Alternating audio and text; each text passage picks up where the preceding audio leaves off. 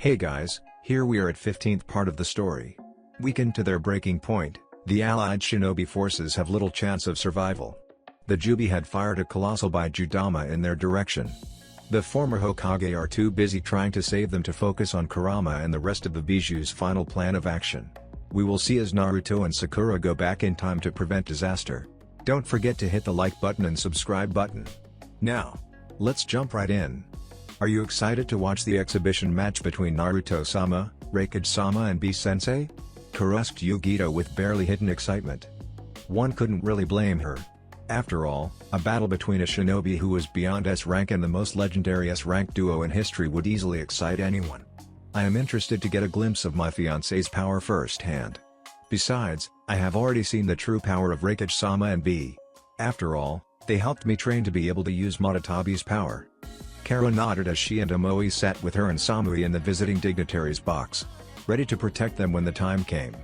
All around them, the daimyo in attendance, representatives of unattending daimyo and leaders of the different multinational civilian organizations were chatting excitedly in anticipation of the fight. It was nearing 10 in the morning and the cage box was already occupied by the cage, including the Raikage, who had decided to forgive his ceremonial robes for the occasion. Leaning on the wall beneath the cage box was B, as he wrote in his notebook. 5 minutes to 10 was when Naruto appeared in the middle of the arena with an excited grin on his face. As soon as he arrived, the chatter around the arena silenced. Our finalists are already here, so give them a big round of applause. These four have proven themselves to be the best of their group. Now, only one will be triumphant and crowned the strongest of their group. The crowd cheered at the end of the short speech. After the crowd fell silent once again, Naruto continued. Unfortunately, they must wait a short while before they can get on proving their individual superiority, for we have the much anticipated exhibition match between me and the legendary Ab Combo from Kumo. A pair of shinobi with such teamwork and speed that they had even given my dearly departed father trouble during the Third Shinobi War. So please welcome the Yondaime Raikage and his brother in all but blood, Kirabai, the Hichibi Jinchuriki. The crowd went wild at the statement as he jumped down from the cage box and landed right beside his brother. B didn't even look fazed at the sudden arrival of his brother, as he placed the book in his tools pouch and walked towards Naruto with E beside him. Both sporting excited looks. Now for the rules. Since we want Konoha intact along with the stadium, we have decided that neither I nor Kirabai-san will be using Biju mode. Other than that, I will only be using Ninshu and Fuinjutsu while Kirabai-san will be using his legendary Seven Sword style and Raikage Dono will showcase his immense speed and power in Taijutsu. A ceiling array has been placed on all stands that will allow all spectators to perceive the battle that will occur at speeds that only Kage and other S-rank shinobi and kunoichi can only hope to perceive. A barrier will also be in place for the protection of you all. Now enjoy. As soon as Naruto said that, a dome barrier formed around the arena ground before flashing white and becoming transparent. While that was occurring, Naruto, B and E got into their respective taijutsu stances and waited for an unseen signal. It happened before anyone realized it, even with the seal enhancing their perception. He was engulfed in an aura of lightning chakra, his legendary Raiden chakra mode. At the same time, B was engulfed in a cloak of bubbling red chakra with 8 tails waving behind him. In the blink of an eye, E and B vanished and tried to strike Naruto with a double lariat strike only for Naruto to blink out of existence and reappear behind B with lightning erupting from his outstretched index and middle fingers. B and E weren't taken by surprise as they both vanished with immense speed, teleportation in E's case, and reappeared at 2 separate ends of the arena. B unsheathed his 7 swords and charged towards Naruto while E did the same. Teleporting above Naruto, E tried to dropkick the Kyuubi Jinchuriki, only for his target to suddenly be replaced with his brother. Unlike the regular Kawarimi, this seemed to be far superior, as B was surprised to be suddenly the dropkicked. E's leg was caught by B's right arm and redirected only for E to be struck in the back by a pillar of rock rising from the ground beneath him. Regain his bearings, E looked at B and said, "This is becoming quite similar to our battle with Minato. In fact, it seems that Naruto Dono's technique is far superior to the heroism. Yo, I will have to accept that bro. Let's try that strategy we developed for just such a case." E nodded as the lightning around him surged while B's chakra cloak bubbled a bit before both charged forward at teleportation speeds. What followed afterwards is not completely describable by words. The 3 shinobi seemed to disappear from and reappear at multiple places at once. Shockwaves erupted from each clash. Waves of fire, ice, water, Rock and wind blades started filling the arena as the three behemoths battled it out for nearly 15 minutes before a particularly loud shockwave erupted from E and B, crashing into the ground, cratering it. Right afterwards, streaks of glowing chakra started flying from Naruto's hands at the legendary Kumo duo, both of whom were now on the defensive as they tried to and succeeded in dodging the seals, both offensive and defensive. I wonder how long it will take me to reach that level of proficiency with the three-dimensional sealing arts? Don't despair at Naruto's skills, Karen-san. I am sure that you will reach such levels soon as well, Gaara said with a smile. Karen nodded and turned back to the battle and saw that Naruto had changed strategies. Instead of the binding techniques, he had started using some of the support techniques as well. Here and there, barriers of different kinds seemed to have formed, reducing the mobility. At other places, the ground seemed to have been turned to lava, probably with the use of lava bending. Let's not forget about the beams of concentrated energy flying. Most of the seals were not known to her, but here and there were a couple of Hatofun, Reikoho and a Hatofun she remembered to be called Kurohitsugi were used as well. The latter was a very high-ranked seal that conjured a black coffin-like chakra barrier around the target and crushed them with high-intensity gravity distortions. The battle went on for 5 more minutes before Hiruzen Tobi, the Sundaime Hokage, stood up and declared, "This exhibition match is at an end. The outcome is a draw." E, B and Naruto immediately stopped fighting and jumped back away from each other and bowed as the barrier flashed and dissipated. As soon as the barrier dissipated, all three disappeared in puffs of smoke. The sign of a successful use of the Sunshine no Jutsu. The ground of the arena glowed as a sealing array came into view. As the array glowed, time seemed to rewind as the craters filled out, the lava solidified into dirt, and even the dead and uprooted grass was replaced. After the seal faded, Naruto reappeared and called out, "Will the 4 finalists please come down to the arena floor?" Naruto hadn't even been able to finish the sentence when all 4 finalists appeared around him in a square formation. Each finalist easily being able to keep an eye on the other 3. Seeing that all 4 were ready and eager to get started, Naruto nodded and said, "Hajime." Just as Naruto disappeared from the arena floor, the 4 finalists jumped into the fight. Karen manifested her chains and attacked all 3 of her opponents at the same time. Gaara's gourd shattered into a massive quantity of sand as it swirled around him, a defensive state, easily slapping away Karen's chain before a wave of Suna Shuriken flew towards his 3 opponents. Sasuke decided that it was time to show his true power, and so his eyes morphed into his Ion no Mangekyo Sharingan. In a flash of blue chakra, his body was engulfed in ribcage and layer of translucent blue chakra of his incomplete Susanoo. Karen's chain and Gaara's Suna Shuriken crashed impotently against the ultimate defensive technique of the Uchiha as bony arms manifested as well as a skull-like head. Konohamaru grinned as he spun on his heels and disappeared into the ground, preparing for a counterattack. To see such a young Uchiha use the legendary Susanoo. Don't they have to kill someone to get the Mangekyo? Aniki wondered with a frown. That was the original belief, but Sasuke-kun, with some help from Naruto-kun, was able to gain the Ion no Mangekyo Sharingan. Though I don't know how he did it, but I believe that extensive use of the Sharingan was involved. Hiruzen commented with a smile. Mei and D, who seemed to still be a bit out of breath, didn't say anything as they watched the battle royal occurring in the arena.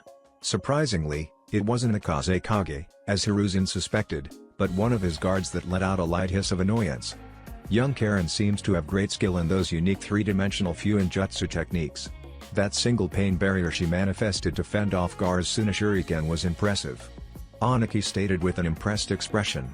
I believe that it is called Bakudo Fun, Danku. It is a high-level sealing barrier that protects the user from a single direction. Naruto-kun said that it should have the ability to easily stop an rank jutsu in its tracks. Karen sensed the earth below her shift, causing her to jump back just in time to dodge the pillar of rock that had shot out of the ground, intent on smacking her underneath her chin.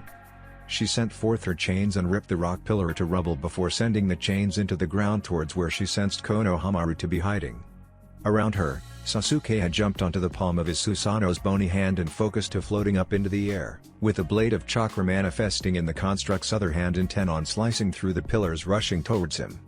Gaara was already standing on a platform of floating sand with the rest of the sand flowing around and crushing the pillars of rock rising towards him. Konohamaru was grinning as he tunneled underneath the arena, intent on striking from a safe place when the vibrations in the earth alerted him to the presence of 2 chakra chains racing towards him. Splashing his palms upward, he managed to redirect the 2 chains as he stomped on the bedrock, causing him to rise towards the surface. Sasuke and Gaara were battling it out in the air as Karen focused her attention on taking out Konohamaru. Gaara was sending waves of crushing sand at Sasuke, who easily kept destroying the sand tentacles with powerful swipes of his chakra sword. Dissipating the sword, Sasuke moved the chakra arm in a circular fashion before thrusting it forward with the index and middle fingers pointed at Gaara.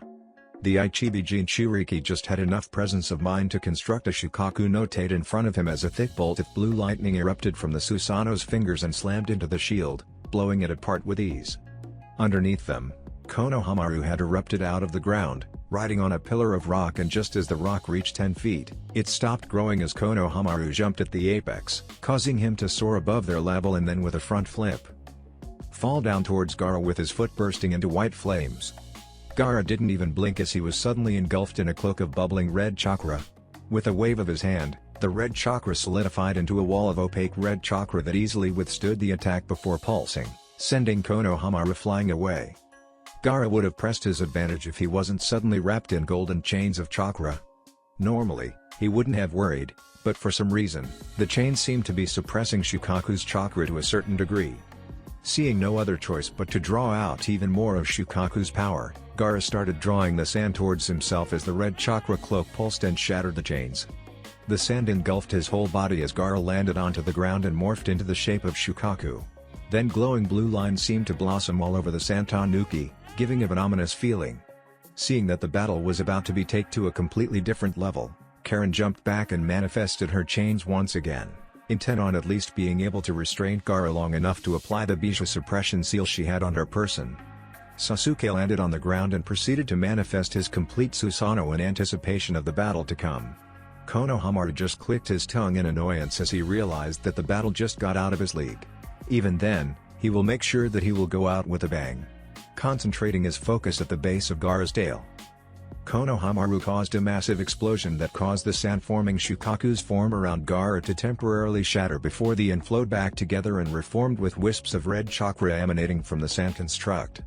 Just as Konohamaru was about to forfeit, feathers started raining from the heavens, causing the young Tobi to sigh in relief as he and his fellow finalists disrupted the jutsu and prepared to fight off the invasion. "What's this, Orochimaru? I thought that the plan was to wait till noon?" Rasa asked as he ripped away his robes, revealing his battle uniform. His two guards did the same, revealing that they were Orochimaru and 4 shinobi from Otogakure. "What can I say? This was the perfect opportunity. Gaara is already preparing to unleash Shukaku. Why don't we take advantage of it right now? There is no way the rest of the Jinchuriki can unleash their Bijou. Kukaku. Not if they want to reduce Konoha to rubble," Orochimaru stated with a creepy chuckle. Anaki, Mei, and Hiruzen stood up as well while taking off their ceremonial robes to prepare for battle. Hiruzen spoke up, "You have become very arrogant to think you will win, Orochimaru." "Ah. But I know that I will win, especially with my trump card. I doubt any of you can handle an immortal and untiring cage. This young whippersnapper has become lost in his delusions of grandeur." Hiruzen reminds me of Datara, Anaki commented as he floated into the air. "Don't compare me to that idiotic bomber. Rasa, take out the trash, will you?" Orochimaru said as he jumped back. Rasa glared at Orochimaru but moved forward to attack. Just as he took his 5th step, he was suddenly kicked away from the Hokage as a barrier formed around them. "That's one enemy down," Naruto exclaimed with joy as he took a stance and prepared to pounce upon Orochimaru and his 4 shinobi. But before he could, the 4 Itonin took up a box formation and put up a violet barrier. "The Shishi engine? I am impressed, Orochimaru." A technique that was reverse-engineered from the Uchiha Kanjin, which in turn was created from an old Uzumaki barrier called the Uzumaki Koku engine. "Do you think you are safe in there? Kukaku. I would like to see you try and get in, Naruto-kun," Orochimaru said as he finished with a set of hand seals. 5 coffins rose from the ground. 3 had the kanji for 1, 2 and 4 engraved on them, while the last 2 had the kanji for Shodai Nidai. "Naruto-kun, you have to stop him now," Hiruzen shouted in panic. If he was right, then all of them were in grave danger. Naruto adopted a serious expression as he suddenly vanished in the blink of an eye and reappeared inside the barrier. Just as the 5 coffins opened to reveal Senju Hashirama, Senju Tobirama, Namikaze Minato, Senju Mito and Uzumaki Kushina opening their eyes and taking a step into the world, Naruto appeared and kicked Orochimaru in the sternum, sending the heavy Sannin crashing into his own barrier. "Damn it! We need to stop that snake summons now," A Konohanin exclaimed to his comrades when the snake's head crashed into the ground with a resounding boom. A massive cloud of dust obscured the view for a few moments before the dust suddenly swirled together to form a ball of rocks and sand, revealing the snake to be dead and Haruno Sakura standing on top of its caved-in head, manipulating the ball of rock and sand with her hands. With a throwing gesture, Sakura sent the massive boulder towards a group of enemies, crushing some and injuring others before it dispersed back into dust. As the Konohanin stared at the scene in shock and awe, Sakura sighed and shouted out, "Well, don't just stand there and gape like idiots. We have an invading force to push back." With her piece said, Sakura jumped off the snake and landed on a slab of raised rock. With a single pulling motion, Sakura caused the slab to rush over the earth as if it was a boat sailing over water. The enemy ninja shouted in panic as Sakura proceeded to crush any enemy that got in her way with the slab of rock she was riding before suddenly jumping off, letting the slab fly forward and strike the face of a newly emerged snake, stunning it. An Itonin was lucky enough to be able to pierce Sakura through her stomach, only for his upper body to disintegrate from her retaliating punch. Without stopping in her rampage, Sakura pulled out sword and with a pale blue glow, the injury sealed up without even a scar. Stomping on the ground, Sakura punched forward with her fists, causing the ground in front of her to suddenly melt into lava and rush forward to consume the shocked enemies before suddenly spiking outwards, piercing and burning the snake summons in multiple fatal points, killing it. "Anko, get the hell out there and do some damage!" Ibiki screams out to the snake mistress, causing the scantily clad woman to give a bloodthirsty grin and close her eyes for a couple of minutes. Soon a cloak of poisonous blue-green chakra erupted over her as black eyeshadow-like pigmentation appeared around her eyes. Opening the closed appendages, she revealed her snake-like eyes to the greater world for the first time since she was trained in Senin transformation. Before Ibiki could shout at her again, the woman vanished in a swirl of flames and reappeared at the eastern gate. Looking around for a moment, Anko saw that the gates were lying in ruins and a large three-headed serpent was rampaging towards the center of the village. Without a second thought, Anko used the Kushios no Jutsu to summon a large black snake. "Kuroka, it seems that Manda and his band of traitors want to be skinned today.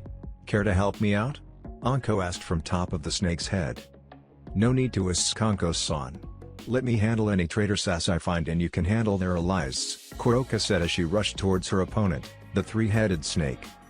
Anko jumped off the snake's head and landed in the middle of a group of Suna and Ado ninja. With a bloodthirsty grin, Anko manipulated the chakra cloak around her to lash out in the form of serpents and inject the unfortunate ninja with the toxic chakra she was producing through the sage transformation. The enemy ninja fell to the ground screaming and writhing in pain as the Senjutsu chakra proceeded to consume them from the inside out. Seeing that her opponents were done for, she decided to move on. Turning around, she saw that a group of Chunin were being overwhelmed, causing the woman to grin and rush to their aid. Bending the air around her, Anko easily boosted herself towards the group of Chunin and with a jump, vaulted over them. As she flipped head over heels, she thrusted her palms forward, sending a massive gust of wind that proceeded to scatter the enemy. While the enemy was disoriented and scattered, Anko landed on the ground and then punched towards a group of Itonin, reducing them to ashes with the massive blast of greenish-white flames. Twisting to her right, she thrusted her right hand, index and middle fingers out, and released a bolt of lightning that electrocuted Asuna Jonin, allowing the Chunin group to finish him off. "We need to get to the academy," Konohamaru exclaimed as he jumped on top of the hand of Sasuke's Susanoo, as the latter rose into the air, out of reach of most enemies. As they flew by, Konohamaru proceeded to use combustion bending to incapacitate or even kill some enemies, bringing some relief to the defenders of Konoha. As they neared the academy, they saw the Chunin instructors were trying to get the students to safety, but were besieged by a group of Auto Chunin. Nodding to Sasuke, Konohamaru jumped off and started falling to the ground. As he closed in on the ground, he started to spin and generate streams of white flames from his outstretched arms, transforming into a swirling twister of blistering white flames. Just before he reached the ground, Konohamaru flipped and with a burst of flames softly landed on the ground right in the middle of an enemy formation and released his control over the flaming twister around him. The twister expanded in a moment and consumed the enemy ninjas before dissipating to reveal charred corpses. Twisting on his heels, Konohamaru burrowed into the earth and vanished just as an Auto Jonin threw a wave of shuriken at him.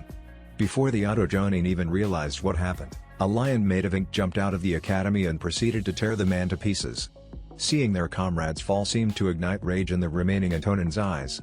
With a roar they formed some hand seals and then released blistering waves of fire in the form of Katen, Gokaku no Jutsu. Just as the flames were about wash over the defending Chunin, Sasuke dropped down from the sky and with his complete Susanoo, easily defended the group before retaliating with a wave of flames. The blue flames easily washed over the shocked Itonin, burning them to a crisp. As soon as all the Itonin were taken care of, Sasuke turned to Iruka and asked, "What's the situation, Iruka-sensei?" At the same time, Konohamaru popped up from the ground beside Sasuke with Sai appearing in a standard Konoha Shunshin. Most of the students have been evacuated. Unfortunately, a group of students decided to disobey the evacuation order and tried to help repel the invaders. To protect them, we were forced to forego the trap. Sasuke nodded before looking over Iruka's shoulder to see Moegi, Udon, Hanabi, a girl from the Inuzuka clan, a boy from the Yamanaka clan, if his hair color was any indication, and of all the idiots, it were the duo of Uzumaki Natsu and Ibahatsuo. Of all the idiots, it had to be you two leading this band of misfits. Uzumaki Natsu and Ibahatsuo, you two will be answering to your respective clan heads when the invasion is won. As of this moment, you two will be following my lead and any insubordination will lead to a punishment served with Moka-sama. Do I make myself clear? The red-haired boy and the shark-like girl shivered in fear and quickly nodded in agreement. I said, "Do I make myself clear?" "Hi Uchiha-sama." The two kids screamed while hugging each other in fear. Sasuke nodded with a satisfied expression and turned his attention to Hanabi, who stiffened in anticipation. "And why are you involved? Those two classmates of yours, I can understand, but why you, Hyuga-san?" Directing an annoyed glare at Natsu and Hatsuo, she said, "I was trying to keep these idiot underclassmen safe." Udon and Moegi joined me. The underclassmen were Natsu, Hatsuo, the girl from the Inuzuka and the boy from the Yamanaka clans. Sasuke nodded in understanding before barking out, "All academy students will follow us to the civilian shelter nearby. If we say duck, you duck. If we say roll left, you roll left. Do you understand?" "Hi Uchiha-sama." All the first-year students said, while the second years, which consisted of Hanabi, Moegi and Udon, just nodded. "Then move out." On Sasuke's command, Konohamaru took point, Sai moved to the left wing while Sasuke took his place at the right wing, the 4 first years in the middle and the 3 second years at the back. Then they moved out, leaving behind a group of relieved Chunin instructors. "We need to hurry. There is a breach near the market district. The wall is damaged," Ino exclaimed as he sped up with Tenten and Lee following, the two kunoichi worried about their respective families. As they reached the district, they saw a group of retired shinobi and kunoichi trying to push back the invading group of enemy ninja, but it was clear that they were not proper shape to be successful. Nodding to Lee and Ino, Tenten jumped up and landed on a jutting piece of rock and thrust her palms forward, causing a wave of earth and spikes to butt out of the ground and skewer a few of the enemy ninja while the others scattered. Lee and Ino took the distraction as the perfect moment to strike. Lee jumped up and started spinning, causing a massive twister to form around him as he crashed into a group of disoriented ninja, blowing them into the village walls and ground. The defending force looked surprised, as did the invading one, when blood started flooding the ground beneath the defeated ninja from the multitude of lacerations caused by wind blades. Before the rest could even react, they clutched their heads and screamed as blood started leaking from their mouths, noses, eyes and ears. No one realized what happened at first, but soon it became clear as Ino landed on the ground, panting in exhaustion. "Crush their brains, didn't you?" Tenten asked as she started using her earth and metal bending to seal up the breach in the wall.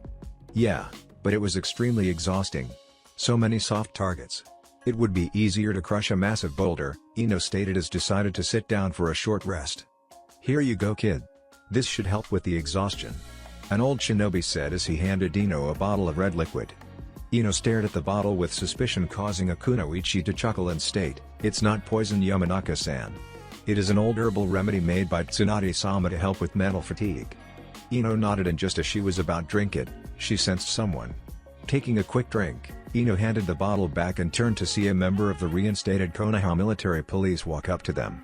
"Thank you for your help, Shinon, but you should move on to assigned duty. We will handle the investigation into the breach," the man stated as a team of police started to investigate the breached area. "Know this, that I shall be writing good reviews on you three, Shinon Yamanaka, Shinon Higurashi and Shinon Lee. Now get going." "Damn it," Kiba exclaimed as he and Akamaru ripped through a group of Auto ninja using a wind-bending enhanced Gatsuka. "Hato-fun, Reikoho," Karen called out as she blasted a group of Suna ninja planning to attack the civilians they were leading away. "We are surrounded. We need to make a break for it." Hinata exclaimed as she thrust her palms forward, causing ethereal glowing waves to strike her targets, causing them to lose control of their limbs. How? Shino exclaimed as he launched a ball of Kikaiku at Asuna Jonin, who easily dodged and retaliated with a ball of fire. Shino closed his eyes in anticipation of the inevitable, only for the flames to be countered by a wave of even hotter flames. Opening his eyes, he saw Niyagito standing in front of him engulfed in a cloak of blue-black chakra. "Go, I will hold these idiots off," Yugito stated, causing the group to nod and break through, leading the civilians towards the shelter. "It seems that I was wrong about you, Gaara," Rasa stated as he launched a wave of gold dust at Gaara, who didn't even blink as he countered it with a wave of sands. "And what were you wrong about me, father?" Gaara asked as he manipulated the sand platform to drop a few feet and launch a wave of Suna Shuriken. "You aren't a broken weapon after all. And it seems you would be a better cage than me. How did you learn of Orochimaru's betrayal?" Rasa asked as the sand shuriken ripped parts of his body away, causing it to start regenerating. "You were foolish, father. Your actions lead me to believe that you were compromised. Until recently, you were all set to try and have Temari married off to Naruto. But that suddenly changed. I doubt you were that much of a fool to believe that Uzumaki Naruto would not destroy Suna in retaliation," Gaara stated as he and his father floated on their respective platforms of sand and gold dust. "You are right there, Gaara. Baki, I hereby pass on the mantle of Kazekage to my youngest son, Gaara. Tell Suna to fall back. That is my last order as Cage. Now find a way to seal me away, for that is the only way to defeat me now. The Kushios, Edo Tensei is only stopped if the user wishes it, the summon is sealed or the summon reaches Nirvana. Please defeat me before I cause irreparable damage to our relationship with Konoha," Rasa stated as he tried to attack, only to freeze as blue glowing lines formed all around his body. "As you wish, Yondaime-sama. Godime-sama, what are your orders?" Baki asked as he relayed the information to the rest of the Suna forces. "Help Konoha push back Otogakuer. I have things under control here," Gaara stated as Baki nodded and disappeared in a swirl of sand. Turning back to his father, Gaara sighed and stated, "I hate you for all that you have done to me, but I understand that you were under a lot of stress due to your position and our daimyo's policies. Be happy, father, that I will not let Suna fall as long as I shall live. Goodbye." Rasa could only blink his eyes as the blue glowing lines flashed and was absorbed into Rasa's body, causing dust to scatter and reveal the corpse of a young boy with an intricate seal on his forehead. "Well, this is awkward," Hashirama stated as he watched Orochimaru fall to the ground after being burned by the purple barrier. "No, what is awkward is an enemy using an ninjutsu of my own creation to summon us in an attempt to destroy Konoha. I should have never created this damned kinjutsu," Tobirama exclaimed with annoyance. "At least Orochimaru wasn't able to place the control seals on us. That gives us our full power and freedom to act as we please," Mito stated before turning to Kushina and asking, "What happened, Kushina? You shouldn't have died yet?" "That is a question for a different time, Mito-sama. I need to help my son." Kushina growled out in anger as she prepared to jump in and help Naruto against Orochimaru. "You don't need to do anything, Kushina. Naruto-kun has the whole situation completely under control," Hiruzen stated as he and his fellow Kage walked up to the group of resurrected ninja. Minato asked with surprise. "It seems that you have gotten old Saru, as have you, Aniki," Tobirama stated with a wistful expression. "I have had enough of you ruining my plans, Naruto-kun. Today, Konoha shall burn even if I have to do it myself," Orochimaru stated with a sibilant hiss as he stood up and started changing. "Sage transformation?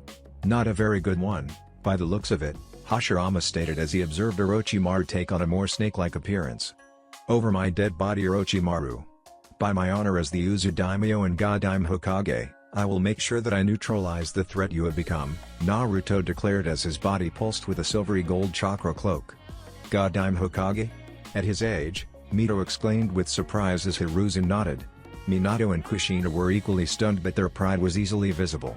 Tobirama just hummed and stared at Naruto with an analytical gaze. Hashirama was just smiling as he sensed the powerful Senjutsu chakra flowing through Naruto, as if Naruto was breathing natural energy. Interesting Senjutsu mode. It seems as if he is breathing in and then breathing out natural energy, like air. Hashirama's comment caused Tobirama to just cock an eyebrow as he watched Naruto and Orochimaru clash fists. The shockwaves generated would have pushed them all back if they were lesser shinobi and kunoichi. "The child Hokage reminds me of you and Madara in your youth, Hashirama. He is powerful." "I have to agree with you on that, Tobirama. He still has great potential to grow into. But one thing is certain, He is much better in Senjutsu than anyone I have ever met before. Did he just? Kushina gasped in shock as Naruto teleported out of the way of a Mandara no Jin and kicked Orochimaru in the back with a flaming foot. That's right. He has developed a far better teleportation jutsu than Minato or my own. Gave me and my brother quite a bit of trouble during the morning exhibition match. He explained as he watched Orochimaru jump back while making hand seals before breathing out a wave of toxic gas. He doesn't learn, does he, Hiruzen? Aniki asked with a sad sigh. Hiruzen shook his head and stated, apparently not. Ninshu gives Naruto-kun a far greater advantage than his own mastery of ninjutsu gives Orochimaru. Why doesn't Naruto use the Kyuubi's power, Hiruzen? If he is this strong, he should easily be able to draw out the Kyuubi's power. In fact, I know he should be able to do it. My half of the Kyuubi told me that Naruto and his half of the Kyuubi is completely in sync. Minato asked with a frown as he felt his half of the Kyuubi awaken. Hashirama, Tobirama, Mito and Kushina turned to Minato with a surprised expression as did the rest of the group. May I ask who you are? Tobirama asked with interest. Forgive my rudeness. I am Namikaze Minato, the Ondaime Hokage and Naruto's father. Pleasure to meet you, Shadaime-sama, Nadaime-sama, Mito-sama. They nodded and turned to Hiruzen for the answer. Hiruzen just shrugged and stated, that would be a bit too much, Minato. Naruto exemplify what a shinobi is. Until recently, he and his best friend hid their true power until they decided to reveal a small glimpse of it, and that too because of situation that arose due to sheer dumb luck. Naruto-kun is always pulling out a new trick. We don't even know if that is really him or a blood clone handling Orochimaru. So, to tell you the truth, I don't know why he isn't using the Kyuubi. Hadofun, Senjutsu Taiho. Naruto called out as he pointed his palms towards Orochimaru, causing multiple spears of light to fly at Orochimaru. Seeing the power behind the technique, Orochimaru gritted his teeth and quickly used a defensive jutsu. Kushios, Sanju Rashomon. A massive explosion erupted from the point of contact of the two techniques. Orochimaru's gates were instantly vaporized as the heavy Sannin was thrown back due to the explosion. Three-dimensional sealing arts. Mito, Tobirama and Minato exclaimed in shock. Yes. It seems Naruto-kun wrote the book on three-dimensional sealing theory. From what I know, some of the seal's power comes from the user while the rest comes from the excess chakra in the world around the user. In fact, the one he used on Orochimaru was probably a very high-level one, Hiruzen stated, getting nods from the rest of the group. Finally. That damned barrier is a menace, Karen stated as she, Haku and Swerin appeared in front of the Sandaime Hokage with Gaara, Roshi, Utakata, and B. Karen-chan, Haku-chan, Swerin-chan. What are you doing here? Hiruzen asked with surprise. Follow through with our orders, Sandaime-sama, Swerin exclaimed as she and Haku handed out seals to each of the resurrected ninja. Those seals are a type of yang release seals designed to bring the recently deceased back to life by flooding the corpses with intensely concentrated yang chakra. Natsumi ni and Naruto-kun developed it from an older yang release healing seal. They have been filled with concentrated Bijou yang chakra by Naruto-kun. Please use it to resurrect yourselves. Karen requested, getting nods from the 5 out of 10 ninja. He still hasn't taken the bait, Roshi exclaimed with a frown. It seems so. The team is a right cautious one. Anyway, we should prepare for our move, Utakata stated as he and his fellow Jinchuriki nodded and were suddenly covered in bubbling cloaks of Bijou chakra. What are you four planning? He asked with a frown. A seal only usable by Jinchuriki, and that too only if 5 Jinchuriki work together. It is a curse seal Shukaku designed to defeat Orochimaru. His curse seals won't help him here, Gaara stated with a surprisingly light grin. Kaze Kage-sama, you should move away a bit, Karen stated, causing Gaara to jump back just as Anko and Sakura burst out of the ground in a cloud of rock dust. The snake is still alive? I thought Naruto-sama would have destroyed him by now. Anko whined with annoyance as Sakura just narrowed her eyes at the fight. Brilliant entrance, you two. Sakura-chan, I hope you haven't been taking lessons from Anko? Hiruzen asked as he coughed out a cloud of dust. Forgive me, Sandaime-sama, but that was the only entrance we could use. Anyway, I have seen to it that the western front has been won. Anko has handled the northern front. Jiraiya-sama is still handling the western front. There are rumors that the southern wall was breached, but I am not sure. Now please excuse me while I go and make sure the idiot doesn't overreach himself. Sakura stated as the seal on her forehead pulsed and spread down her face and body. Closing her eyes, Sakura sat down and started to meditate. Who is that girl? Hashirama asked with interest, having already used the seal to resurrect himself as did his fellow Edo Tensei. Because she is quite good in Senjutsu if the speed at which she is blending natural energy is anything to go by. Jonin, Haruno Sakura. She is one of Konoha's best. The head of the medical division and the only known summoner of the turtle summons and their human Sennin. Hiruzen explained as Sakura jumped up and revealed yellow turtle-like eyes and small-scale patterns all around her face. Stomping her foot, Sakura caused a pillar of rock to throw her into the air and towards the fight. She also has super strength that makes Tsunade-sama's vaunted strength look normal, Anko stated with a deadpan expression as Orochimaru barely dodged Sakura's heel drop, which caused a massive crater to form as broken boulders flew up into the air. She is good. There is no doubt that she deserves her rank as Jonin, Tobirama stated as he watched Sakura fight against Orochimaru while Naruto jumped back. Is that what I think it is? Minato gasped in shock as Naruto conjured up a Yotan Rasen Shuriken. That's right. It is the completed version of your Rasengan Minato, though it seems that it contains 3 elements instead of 1. Fire and earth to make lava and wind to give it massive slicing power. Why does he even need to Kyuubi when he can conjure up such powerful techniques? Aniki groused out as surprisingly, Naruto threw the technique towards a patch of dirt. The massive dome of lava and winds dissipated quickly to reveal a heavily injured man to erupt out of the crater with a sibilant hiss. My turn, Anko stated as she burst into her Sennin transformation and clashed with the injured and exiled snake summon boss, her cloak of toxic chakra making short work of the already injured snake. Another sage, Hashirama exclaimed in surprise. This is unbelievable. Was there a Senjutsu sale? Mito asked with confusion. Other than Jiraiya, only Naruto-kun, Sakura-chan and Anko are sages, though Naruto-kun is considered a grand sage by the summons. Hiruzen explained as a small puff of smoke came from Minato's shoulder. Pa, you were right. Minato-chan is back alive. How did that happen? The old female toad sage asked with confusion. Don't know, but this has Naruto-sama written all over it, Pa exclaimed with an exasperated sigh. Good to see you both again, Ma, Pa. How have you been? Minato asked with a smile. We would have been better if your son doesn't keep making us feel like failures, Ma exclaimed with annoyance. Anko-chan. Pa suddenly called out as Anko landed beside Hiruzen as the last vestiges of her Sennin transformation faded away. Oh. If it isn't the 2 small Gamma Sennin. What are you doing here? I doubt that Naruto-sama summoned you both. Anko asked with surprise. Not important. Tell us when you learned Sennin transformation?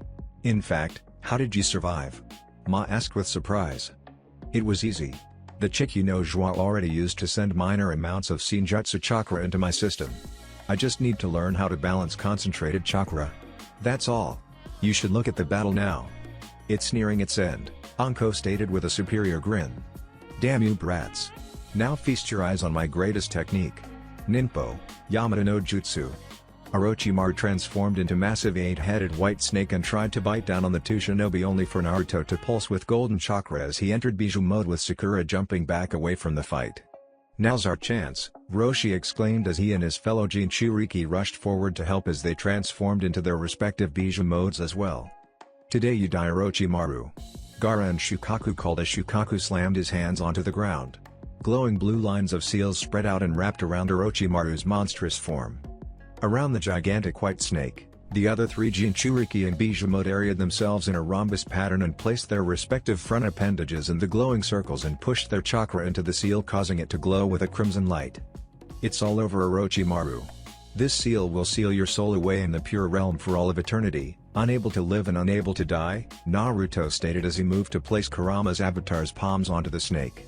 Orochimaru tried to escape by transforming back into his human form but was unable to move as the glowing seals restricted his motor abilities.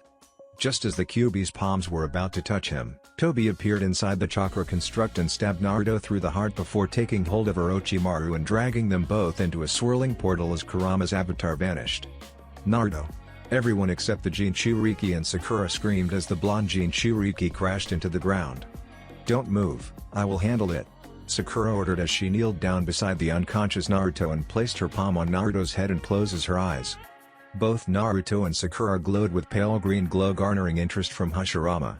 The glow faded and Naruto jerked up into a sitting position and grinned. Everyone was relieved that Naruto survived, only to be shocked when Sakura punched the boy into a crater with an angry glare. Damn. Reminds me of the time Jiraiya-sensei peeked on Kushina at the public onsen and got beaten up as a result, Minato stated, getting an acknowledging nod from Hiruzen. If I didn't know better, I would say that the girl has the famous Uzumaki temper, Tobirama stated, only for a shiver to run down his spine a moment later when he sensed Mito and Kushina breathing down his neck. Before he could try to mitigate the situation, both Kushina and Mito had already smashed their fists into the Nadaime Hokage's head, forcing him into a crater with a simultaneous declaration of, "Don't make fun of the Uzumaki." Everyone ignored the spectacle in favor of watching Naruto talk with Sakura, Gaara, Roshi, Utakata and B for a moment before limping over to them. "Sorry about the scare, but it was the only way to trick the rogue Uchiha. I am going to be fine in a couple of weeks," Naruto stated with a reassuring smile. "Don't do something like that again, Naruto-sama.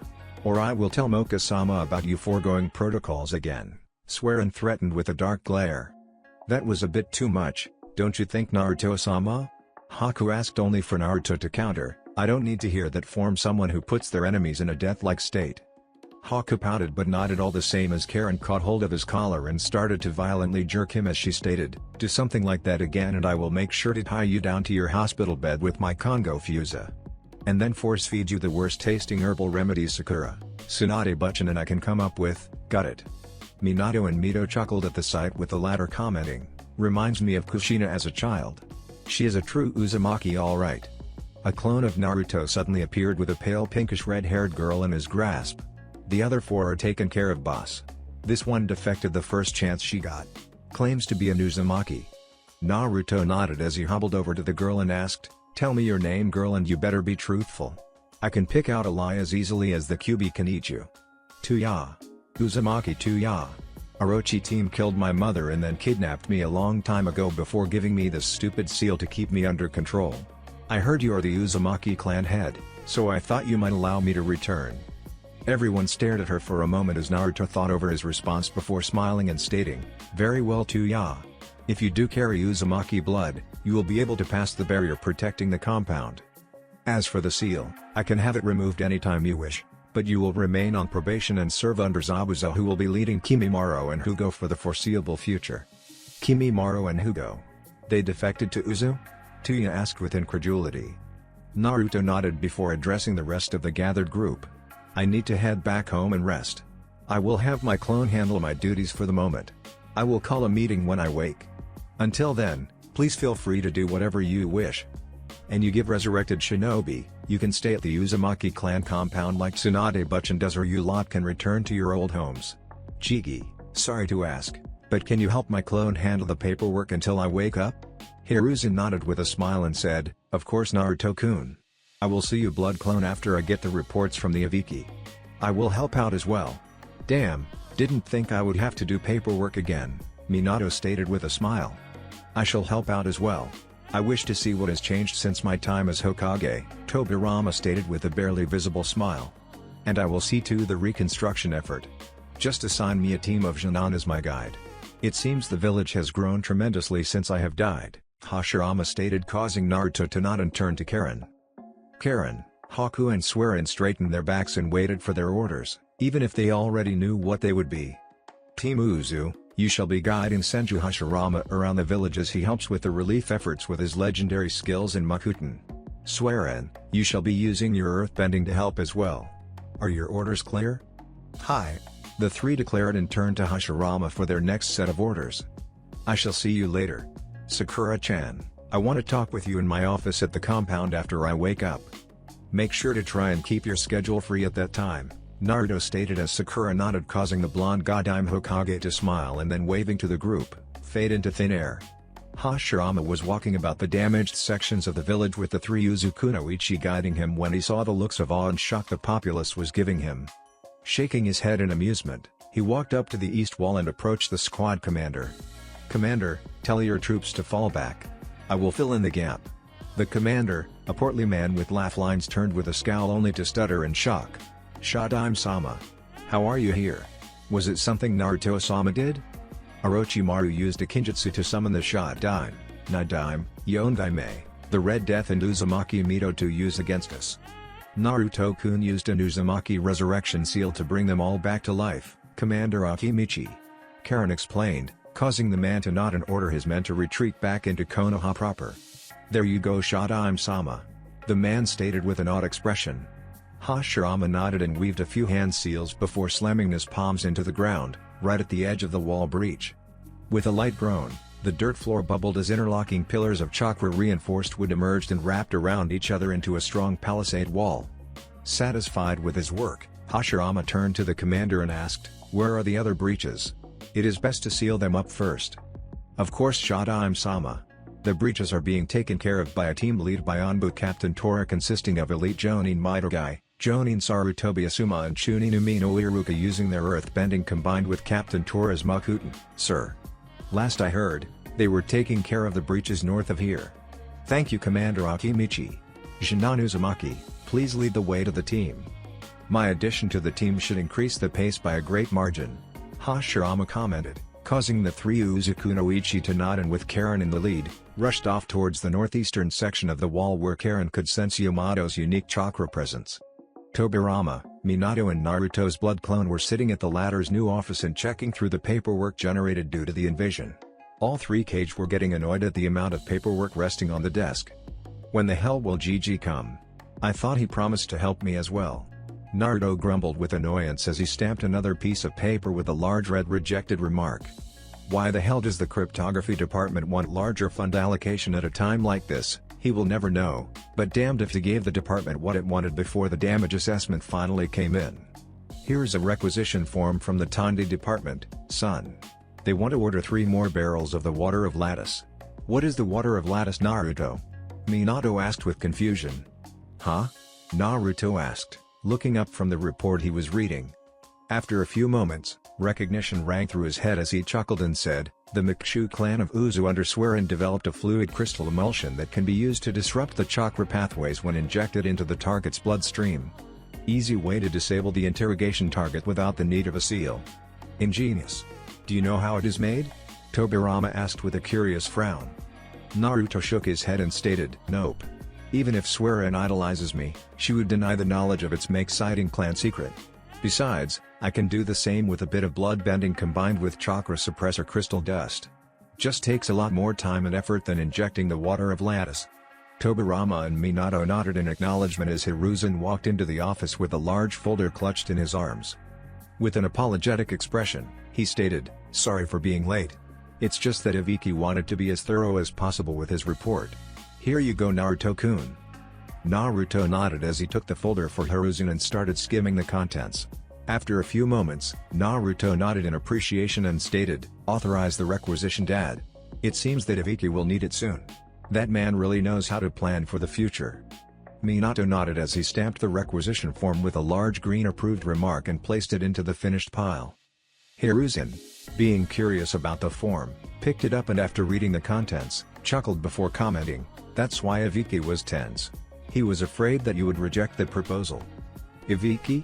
Tense? Is that even possible?" Naruto asked with a chuckle, causing Minato and Hiruzen to chuckle before the former commented, "Oh, Ibiki was quite the worrywart in our youth. He used to fret over every exam he took until the results came. I am surprised that he has risen to be the head of Tandi now." The military police requests a new detainment area to be built near their HQ along with requisitioning 5 barrels of the water of lattice. "Shall I approve of it, Godime?" Tobirama asked with a frown. "As long as the commander doesn't plan to make the detainment area more secure than the Onbu one, it should be fine. Besides, the military police detainment facility is for mostly civilian and ninja below B rank threats, so it shouldn't cost much. Not unless he wants to have it approved. Give it a conditional approval," Naruto stated with a nod. Tobirama nodded in agreement and stamped the paper with a conditionally approved remark before writing down the conditions on the back of the sheet. After that, the rest of the day passed by in quiet companionship with little small talk in between. "It is so nice to see the compound so lively. The last time I remember it being so lively was on my wedding day," Mito commented, getting a nod from Kushina as they walked into the compound only to be met by Hugo, Kimimaro, and Kanjiki Ayako. "Lol. Who are you and how did you gain access to the compound?" Ayako asked as she pointed her fingers at the 2 resurrected Uzumaki. Behind her, Kimimaro had copied her with Hugo starting to gather small amounts of natural energy in preparation of a fight. "Stand down, you 3. Let them pass." Mocha called out as she approached the entrance with a smile on her face. "Mocha-chan? You survived the fall," Mito exclaimed with shock and joy. "That's right, Mito Nizan. It seems that Naruto-sama wasn't pulling my leg when he said that he was able to fully resurrect you after Orochimaru brought you back with the Edo Tensei. I know that Kushina will be staying here, but what about you?" Mocha asked with a teary smile. Kushina just nodded in acknowledgement as Mito frowned before stating, "I will have to check the state of the Senju compound before I decide, but I, my husband and my brother-in-law will be staying here tonight. It would be easier that way." As Mocha nodded in acknowledgement of Mito's words, Kimimaro, Hugo and Ayako relaxed and moved away to continue their vigil over the entrance to the compound. When the three were gone, Mito asked, "Who were they? Clan retainers?" Mocha shook her head and said, "Members of the Uzu Shinobi force. Naruto-sama has ordered that Uzu be rebuilt. The island is already being worked on, with a large trustworthy civilian populace relocated to it. The barrier seals are up and running again, as are most of the auto repair seals. We have been taking in unaligned shinobi clans and Nukenin with potential but with ignorable offenses in their names along with the new generation being trained, who will be ready in 2 years using the new wartime training protocols." Mito nodded in acknowledgement as Kushina gasped in shock. After the fall of Uzu, she didn't expect to be able to see her home village ever again, but now her son was already preparing to make sure that Hozoshio-gakure was back on the map. The thought brought tears to her eyes. "Kushina?" Mito suddenly called, causing Kushina to refocus her mind on the present and saw that they had arrived at the entrance to the main house. Blushing at her inattentiveness, Kushina smiled reassuringly and stated, "Sorry, got lost in thought." "That's alright, child. Happens to the best of us. Let us sit down and discuss the events that have passed after our passing over a cup of tea, shall we?" Kushina nodded with a smile to Mito's proposal as they walked into the large sitting room. "Sakaki-chan, can you please bring us some tea and cakes?" Mocha called out as she pulsed her chakra at the seal engraved into the middle of the katatsu table. To Kushina's surprise and Mito's amusement, the voice of a young girl floated up out of the seal. "At once, Mocha-sama. Shall I include Hinata-sama's favorite cinnamon buns as well?" "No need for it, child. Hinata-kun isn't here at the moment. Just bring the standard chocolate cream-filled bun cakes with a few strawberry cream-filled ones as well." Mocha replied with a chuckle as the seal glowed yellow for a moment before fading into a dull brown black. "What kind of seal was that?" Kushina exclaimed in amazement as Mocha and Mito chuckled in amusement. After the elder duo calmed down, Mito explained, "A simple communication seal. Originally developed before radios were invented, they can also act as intercoms. When you were a child, only the traditionalists used to use the seal, so you haven't encountered them before." "Amazing. How could I miss such a beautiful seal during my and Minato's studies?" Kushina asked with a frown before perking up and said, "Then again, I and Minato only studied the theory scrolls instead of checking the Fuinjutsu library." The shoji door slid open to reveal Otohime and Shion entering the room with Sasuke. Behind the Uchiha came a despondent pair of kids. On seeing who they were, Mocha released an exasperated sigh and stated, "Alright, what did these two do this time?" "Mocha-sama." Sasuke greeted with a light bow before straightening up and said, "These two decided to help the instructors at the academy fight off the invading force instead of evacuating with the rest of the students, causing the original plan to fail. I shall leave their punishment to you and their clan heads, but I must be going now. I still need to finish and hand in my report on my actions during the invasion, so please excuse me." "You are excused, Sasuke-kun. If you are free, feel welcome to come by for dinner tonight. I am sure that everyone would love to relax a bit after the invasion," Mocha stated, a smile on her lips causing Sasuke to nod and reply, "It would be my pleasure, Mocha-sama. Good day to you all." After everyone nodded in acknowledgement of his farewell, Sasuke weaved a few hand seals and vanished with a lightning sunshine, leaving minor scorch marks on the wooden floor which were quickly repaired by the auto repair seals. "Uzumaki Natsu and Iba Hatsuo, what do you two have to say for yourselves?" Mocha asked with a scolding tone. The two first-year academy students sighed and stated, "Forgive us, Mocha-sama. We didn't know it was planned out like that. You weren't supposed to know. You were supposed to follow your teacher's orders and evacuate. I will be talking with Naruto-sama and Zabuza-kun about your punishments, but for now, you will sit here and make no sound. Am I clear?" Both kids flinched at the harsh tone Mocha directed at them, but nodded in acknowledgement. "Good," Mocha stated before turning to the two girls. "Hisui-kun, Shion-kun, Let me introduce you to the resurrected Senjutsu, formerly Uzumaki and Uzumaki Kushina, Naruto-sama's mother. Nizan, Kushina-kun, these fine young ladies are Otohime, the princess of Mizu, and Shion, the princess of Oni. Both are Naruto-sama's fiancé, though Shino-kun is still conditional. I remember the talks Miraku, Minato and I were having about Shion and Naruto, but when did Naruto and Otohime get engaged? Kushina asked, directing the question to Otohime. It is a long story, so you should get comfortable, Mocha said as Shukaku entered the room with Mizuho, carrying trays filled with cakes and a large tea set. Setting the trays down on the kotatsu, the two made to leave when Mocha called out to Mizuho. Mizuho-chan, can you please take these two troublemakers to the pantry and set them to organize the new stock into their proper shelves? That is their punishment for their insubordination against their teacher's orders to evacuate. Mizuho blinked before stating, insubordination? During the invasion? Mocha nodded, causing Mizuho to turn a glare at the two children and gritted out, you two. Follow me and keep silent. I will be having quite a few words for you two fools about what you did. The two children shivered as they stood and left the room with Elder Iba. Both knew that her version of words was filled with harsh physical training. After they left, Mocha picked up her cup of tea and sipped it before she started informing Mito and Kushina of all that has happened since their passing. Uzumaki Tuya, right? Tuya looked up from her bed in the cell to see a red-headed woman with dark amethyst eyes staring at her. After a moment of silence, Tuya nodded, causing the woman to smile reassuringly and state, the name is Natsumi and I am the head of the Fuinjutsu department of the clan, with only Naruto-sama surpassing me in both skill and authority.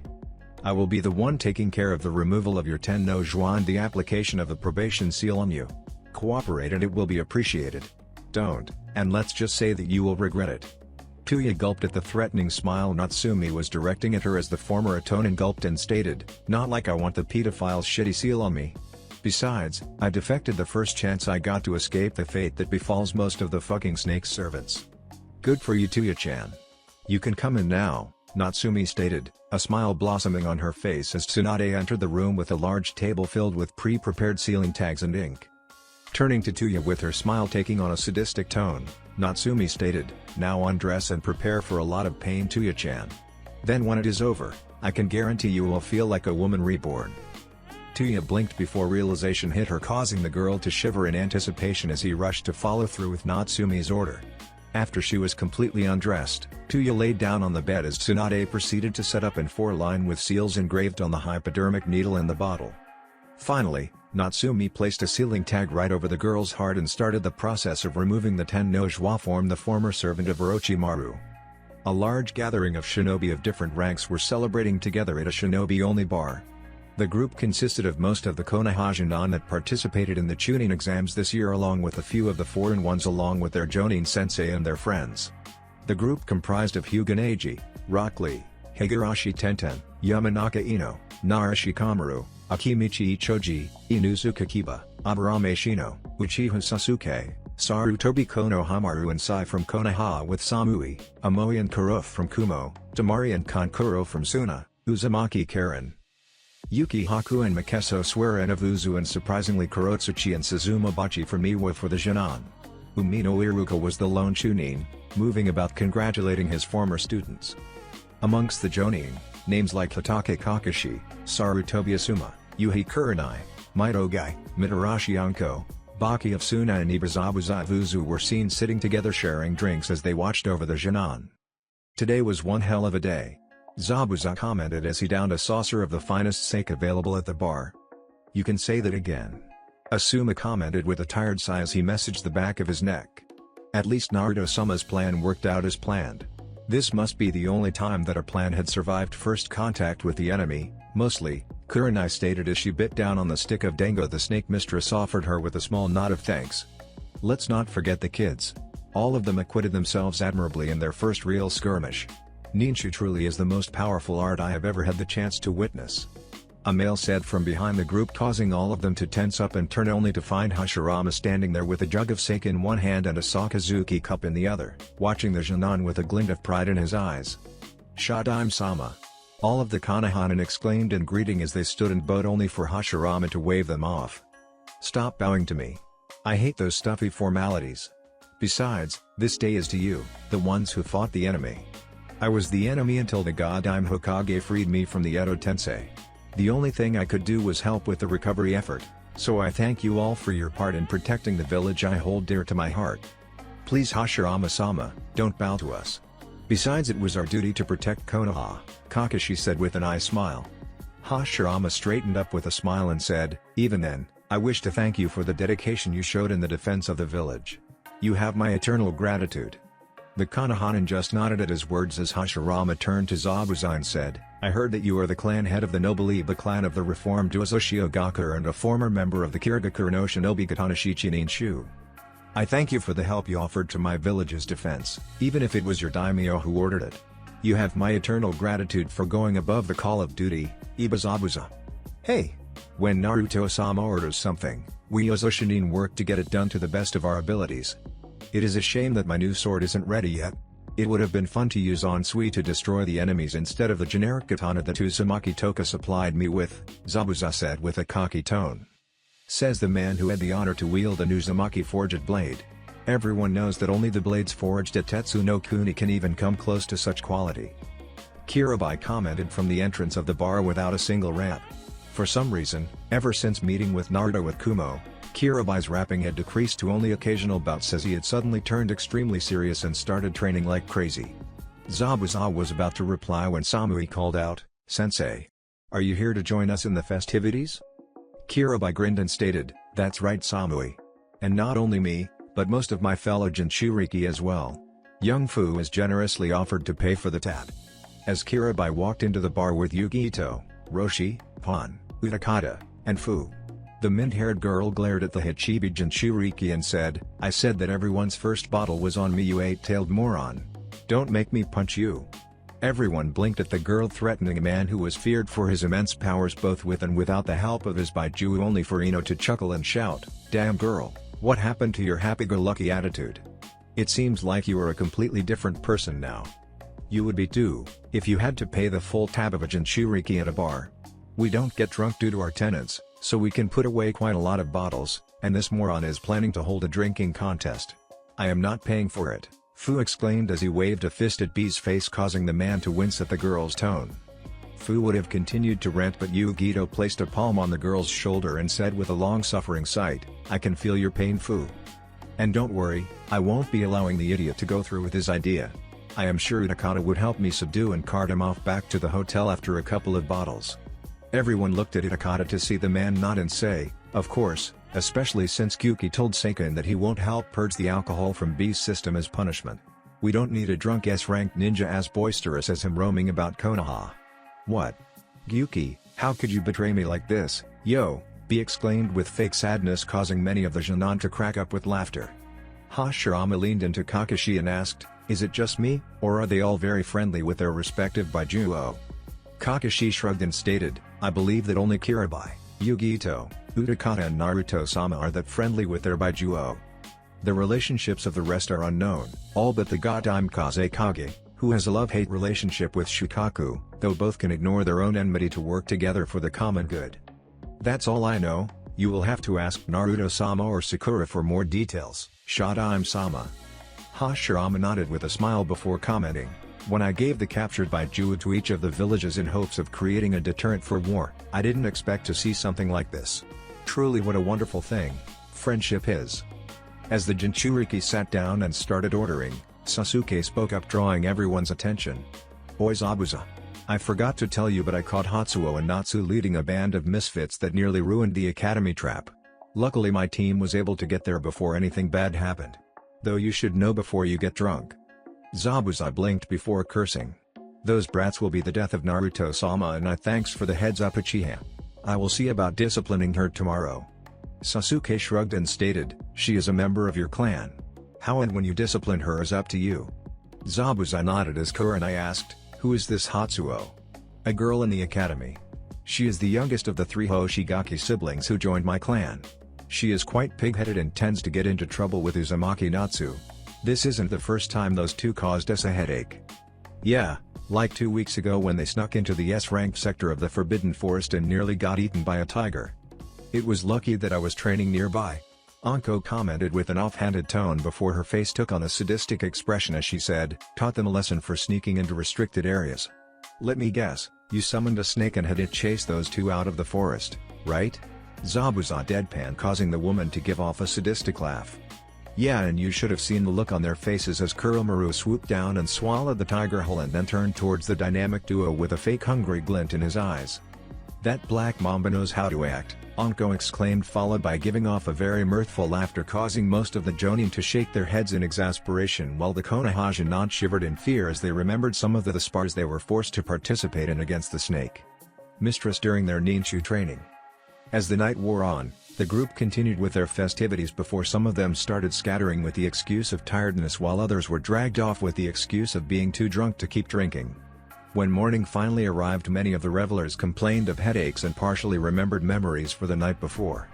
Tsunade in particular had found themselves in bed with each other in nothing but their underwear and no memory of how they came to be in such a position. Luckily for the pair, the girl wasn't really offended and the boy had been given the chance to explain the situation, which ended up with the duo remembering that they had gotten drunk and instead of returning to their respective homes, the girl had ended up following the boy home, where they ended up making out on the boy's bed in celebration. How their clothes came to be removed, neither remembered, but one thing was clear: both agreed that they were a good match. Even then, neither could look the other in the eyes without blushing as they prepared for the day ahead. "Naruto?" Sakura called out as she walked into Naruto's office, only to find Naruto slurping down some ramen. A tick mark formed on the girl's forehead as she stated with an overly sweet tone, "Oh Naruto-kun.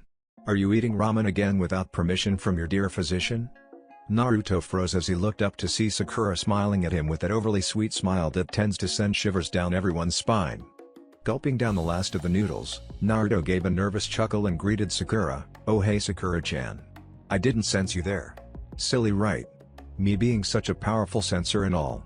Sakura suddenly glared at the boy, causing him to shiver and jump out of his chair and bow kontou to the girl as he exclaimed, "Forgive me Sakura-sama. I will not touch ramen again without your permission." Sakura sighed as she rubbed her forehead and stated, "Don't ignore your diet plan, Naruto. It is for your own good. The medicinal tea won't help if you don't take in the right nutrition to help you develop faster. Anyway, I will ignore this transgression against my orders. So get up and then we can discuss why you wanted me here, what do you say?"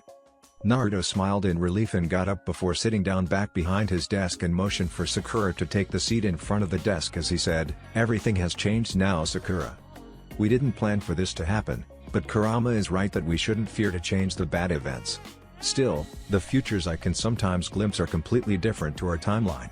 In fact, the events of our timeline seems to have been completely erased from your possible futures. Going forward, we are going to have to wing it." Sakura giggled, causing Naruto's heart to skip a bit before he got control of his emotions. Sakura saw the sad look on his face but ignored it as she said, "When haven't we winged it, Naruto? The only reason the plan with the invasion worked as well as it did was because we had already known what to expect and acted accordingly. Besides, your clairvoyance isn't as powerful as Gamamaru-sama yet. It is expected that you won't see everything. But let me ask, what is the next big event you have foreseen?" "Koyuki and the Land of Snow mission. I won't be able to go this time. I have foreseen it, as did Sensei," Naruto stated with a frown. Sakura nodded before stating, "Not as Koyuki's guard, but you can head out to Snow in an attempt to meet with Doto under the guise of a state visit to discuss acquiring some of the chakra armor for Konoha or Uzu. We just need to make sure that you will be in Yuki no Kuni when Koyuki and her guard detail are. Then you can interfere without alerting Doto about your true plans." Naruto got a far-off look in his eyes for a moment before he nodded and said, "Kurama agrees with your plan, but wants us to include one of my Katsueki Bunshin on the guarding team as a backup." Sakura nodded with an impressed smile and said, "It seems that Kurama's devious foxy nature is coming in handy. I agree with the plan. So any thoughts on which team to send?" "A composite team, because it won't be a Jinan one. Sasuke and Kakashi are a must. Sasuke's power and Kakashi's experience will be good. A clone of mine is planned, but disguised as, say, Lee. I would like to send you, but I think having Ino as is better, especially since she can fly and can help with secure communications over a large distance. What do you say?" Sakura thought for a moment before stating, "I would have liked to go, but you are right that Ino would be more useful with her ability to help with secure communications. Do you remember when the mission is supposed to happen?" "After the daimyo meeting in Iwa, I can use that to set up the state visit with Dota without it looking suspicious, Naruto stated, causing Sakura to nod in agreement. That is a good idea, Naruto. Besides, it will also be after your upcoming marriage with Hisui and Hinata, so you can even state that you wish to acquire 2 sets of chakra armors for your newlywed wives. It would be a good excuse, Sakura stated, a sad smile gracing her face at the thought of Naruto getting married. She was cursing herself for how she treated him in their past timeline, and now she didn't have the courage to approach him to start a romantic relationship with him. Not with the amount of weight already on his shoulders. She wished that she remained clueless about her true feelings. If only Genbu-sensei had not forced her to confront her feelings before starting her Senjutsu training. Naruto picked up on her sadness but misinterpreted it. With a reassuring smile, Naruto said, "Don't be sad, Sakura-chan. I am sure that Samui won't mind you marrying Sasuke as well." Sakura blinked in surprise before giving Naruto a small smile filled with affection and stated, "Don't worry about me, Naruto. I don't really have the time to forge romantic relationships with anyone. Not like you, mister. I can create thousands of clones." Naruto blushed at Sakura's praise and stated, "Let's forget about marriage and prepare for the next set of events. I have a confession to make, Sakura-chan." Sakura cocked an eyebrow at him, causing him to sigh and state, "I had sent a clone to Nagato and with an offer to side with us. I even used the memory transcription seal to give them the knowledge of what would happen if he keeps on his path. I believe that he will come to our side." Sakura gaped in shock before her face turned red with rage. "What the hell were you thinking, Naruto? How can you be sure that Pain will side with us? In fact, I fear that he will be preparing to take you and the other Jinchuriki down. I believe that Nagato will side with us, Sakura, because he had done so in the other timeline. The visions he saw should help sway his support to our side, and with it we gain Conan and Pain within the Akatsuki organization along with the main white and black Zetsu who I put a control seal on while in Mizu. Just like you put a seal on Orochimaru without him knowing?" Sakura asked with a wide-eyed expression as realization finally dawned on her. "You also placed a seal on Nagato and Conan, right?" "I don't know what you mean, Sakura-chan. Why would I place a control seal on them?" "No, I would place a suicide seal," Naruto said with a mischievous grin, causing Sakura to chuckle. "Only you, Naruto. But how did you place the seal on Pain's real body?"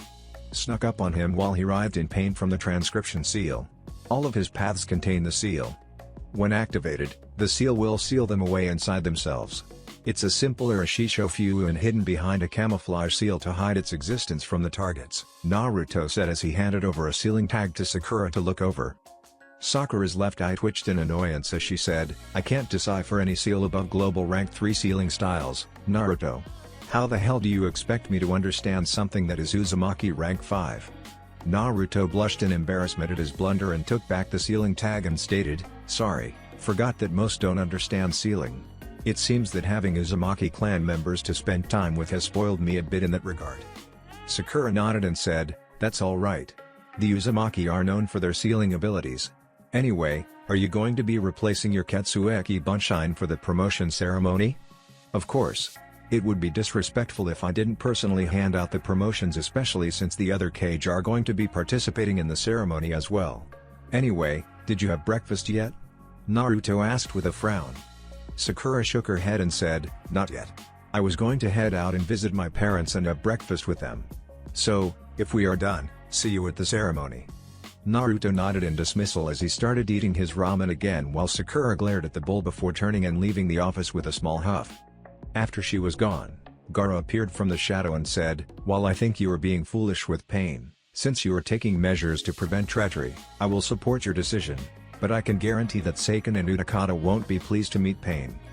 Naruto nodded and said, "Still, Pain would be a very powerful ally and it is better that Tobi doesn't get his hand on the Rinnegan. Want some, Gaara?" Gaara blinked as Naruto unsealed another bowl of steaming ramen and offered it to his fellow Jinchuriki, who shrugged and sat down to share the unhealthy breakfast with his first friend. In the large ceremony chamber of the Hokage Tower was arrayed a collection of distinguished shinobi and kunoichi from 6 different nations, all jounin. In front of the jounin stood their respective jounin teams, if they had any. At the end of the chamber, sitting on a raised dais was a large wooden table. Behind the table were arrayed the 5 current Kages of the 5 great nations in their ceremonial robes. Off to the side were the former Hokage, the shinobi clan heads of Konoha and Uzu, and surprisingly the daimyo of the 5 great nations. The Genin watched as the cage shuffled some papers and quietly discussed with each other before Naruto stood up and declared, "As I call your name, please step forward. Shikamaru." Troublesome. Why did I have to be the first? Shikamaru mumbled underneath his breath as he stepped up to the dais. "We have all read the reports of your actions during the invasion and watched your performance during the Chunin exams finals. Due to your superior planning and adequate strength, it gives me great pleasure to promote you to Chunin." "Congratulations," Naruto said with a smile as he handed Shikamaru a bound scroll and his new Chunin flak jacket. Shikamaru received the items with a bow and retreated as Naruto called the next name. "Akimichi Choji." Choji stepped up and waited for the review. "You have acquitted yourself well during the invasion, but you didn't show the necessary traits that we look for in a Chunin. Still, I commend you for your actions and strength. Keep up the good work. Yamanaka Ino." Choji bowed and retreated as Ino sauntered up to the desk with a coy smile. "While your actions during the Chunin exams finals guarantee a position as a Chunin of Konoha, your immense power and your actions during the invasion, especially the defense of the Commerce District during the unexpected breach and your skillful commanding of your fellow Genin has caused us to reconsider. In the end it was decided that you shall be granted the rank of Dokubutsu Jonin with a specialization in recon and intelligence gathering. Congratulations, and as of this moment you are also considered a master airbender." Ino bowed with a surprised expression as she took the bound scroll and the Jonin flak vest before stepping back as Naruto called up the next candidate, which coincidentally turned out to be Natsumi. Naruto sat down as he stood up and addressed her. "Natsumi, you have done well during the exams and also during the invasion. Your prompt reactions while leading your fellow Genin teammates led to minimization of the damage done to the stadium district. For that you have earned your promotion to Chunin. Congratulations, kid." Samui bowed as she took the scroll and Chunin vest and retreated as Amoi and Kuro called up in turn, only to be thanked for their part in the invasion but not having been given a promotion due to not showing required criteria for Kumo Chunin. Then sat down as Naruto stood up and called up the next candidate. "Hyuga Neji." Neji stepped up with a stiff spine and waited for his review. "While you have done well in the Chunin exams, and during the invasion, most of your actions weren't the most thought out of plans. Even so, you showed the capability of being led by your junior during war. For that reason only, I am promoting you to Chunin on a probationary basis. You will not be getting any duties as a leader for the next year, during which time your actions will be heavily evaluated." Dismissed. Neji gave a stiff bow as he took his Chunin vest and scroll before stepping back, allowing Lee to be called up. As Lee stood there with a confident smile, Naruto smiled at the boy and said, "Your battle prowess were very well displayed during the exams, both in taijutsu and airbending. Then there were your actions during the invasion, where you took the initiative to gather a team around you and launch a counter-offensive against the Itonen who had managed to sneak in. Your counter-offensive was swift and impeccably timed, allowing you to easily subdue and capture the enemy. For that, I grant you the position of Jonin. Congratulations, Lee. As of this moment, you are recognized as a master airbender." Dismissed. Lee and Guy were about to scream in joy when a sudden foreboding feeling washed over them. Turning to the source, both saw Tenten smiling at them with a few kunai floating around her. Stamping down the urge to scream and hug, both quietly waited as Tenten was called up. "Higurashi Tenten. You have acquitted yourself both in the exams and the invasion. Your prompt response to Yamanaka Ino's call for aid to counter the Commerce District breach and your own separate actions afterwards has convinced me that you deserve the rank of Dokubutsu Jonin with a specialization in Bukietsu. Congratulations. As of this moment you are recognized as an expert of metal and earth bending." Tenten bowed as she received her scroll and vest and stepped back as Anaki stood up and called on Kurotsuchi to step forward. As Kurotsuchi stepped up, Anaki grumbled under his breath before stating, "Good job, Kurotsuchi. You did well during the exams and the invasion. For that, you will be promoted to Chunin." Kurotsuchi blinked her pink eyes in shock at the manner her grandfather stated that, but ignored it in favor of bowing to the cage as she received her scroll and vest before stepping back into line as Anaki proceeded to call up Suzumabachi and Akatsuki in turn and thank them for their actions during the invasion and the exams before dismissing them with a gruff grunt. Naruto stood up again and called up the next candidate, who just so happened to be a very excited Kiba. "Inuzuka Kiba. You were nearly worthless during the exams, but you redeemed yourself during the invasion. Even so, I am sorry to say that you are too immature to be given a promotion in rank. Train hard, Kiba, and learn to curb your arrogance. I am sure that when you take the next Chunin exams, you will be promoted if you do." Dismissed. Kiba deflated at Naruto's words as he and Orochimaru walked back to the line of Jinan with a depressed mood. He was so depressed that he missed the reassuring smile Hinata offered him as she was called up to the dais. As Hinata reached the dais, she was surprised to see the other Hokage watching her and Naruto with interest. Hyuga Hinata. Your actions during the invasion was invaluable, especially your newly created spirit bending that allowed you to directly harm the targets without even touching them. Not to mention how you were able to pacify some of the enemy ninja into a blissful emotional state with the same art. Due to your actions, Konoha suffered far lower casualties than anticipated. Your actions during the exams were just as good. After discussing it with my fellow Kage and the former Hokage, it is decided that you shall be granted the rank of Tokubutsu Jonin with a specialization in tracking and capture. Also, from here on out, let it be known that you are considered a master in the art of bending water and as the creator of the art of spirit bending, a master in it as well. Congratulations. Thank you, Hinata said in a soft tone as she received her scroll and vest, surprising the other Kage with her daring. Straightening up from her bow, Hinata gave Naruto a small smile and stepped back into line as Naruto called up Shino. Aburame Shino. You have shown that you have a good head on your shoulder both during the exams and during the invasion. With strategic use of your fire bending and your Kikaiku, you were able to direct many invading Itonin into ambushes set up by other Konoha ninja and allied ninja. For that alone, you have earned your place as a Chunin of Konoha. Congratulations. Shino bowed and received his scroll and vest before stepping back into line as Naruto called up one of the Uzu Trio. Haku walked up and waited with a cool expression on her face, though Naruto silently chuckled at the emotions he was feeling from her. Relax Haku. You have nothing to fear. Now for your review. You did very well during the exams and you along with your fellow teammates personally took down 5 separate squads of Itonin consisting of 3 Chunin led by a Jonin each within a span of half an hour.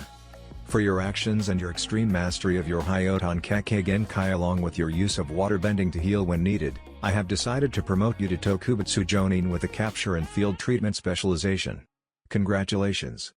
Haku bowed with tears in her eyes as she received her scroll and vest before stepping back to allow Karen to take her place when Naruto called the redhead up. Again to everyone's surprise, Karen grinned and asked, "So what do I get Naruto-kun?" Anaki's right eye twitched in annoyance at the blasé attitude the Uzumaki heiress was displaying while Mei just chuckled with grinning at the girl. Gaara didn't look any different though Karen could pick up his mirth through the texture of his chakra circulation. Naruto shook his head with mirth and said, "You also get Tokubutsu Jonin rank for exactly the same reasons as Haku with a specialization in sensory recon, battlefield treatment, and sealing specialist.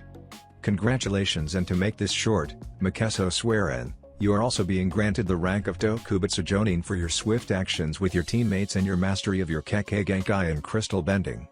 Come up and take your damned scroll and vest so that we can get on with this stuffy ceremony." The audience blinked at the sudden break in protocol as Swearen walked up to the table and quickly took her scroll and vest before bowing with Karen and retreating back to the rest of the candidates. After a few moments of silence, Gaara sighed and stood up.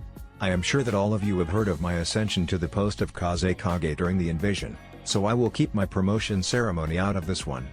Now would Kazekage Kankuro please step up?"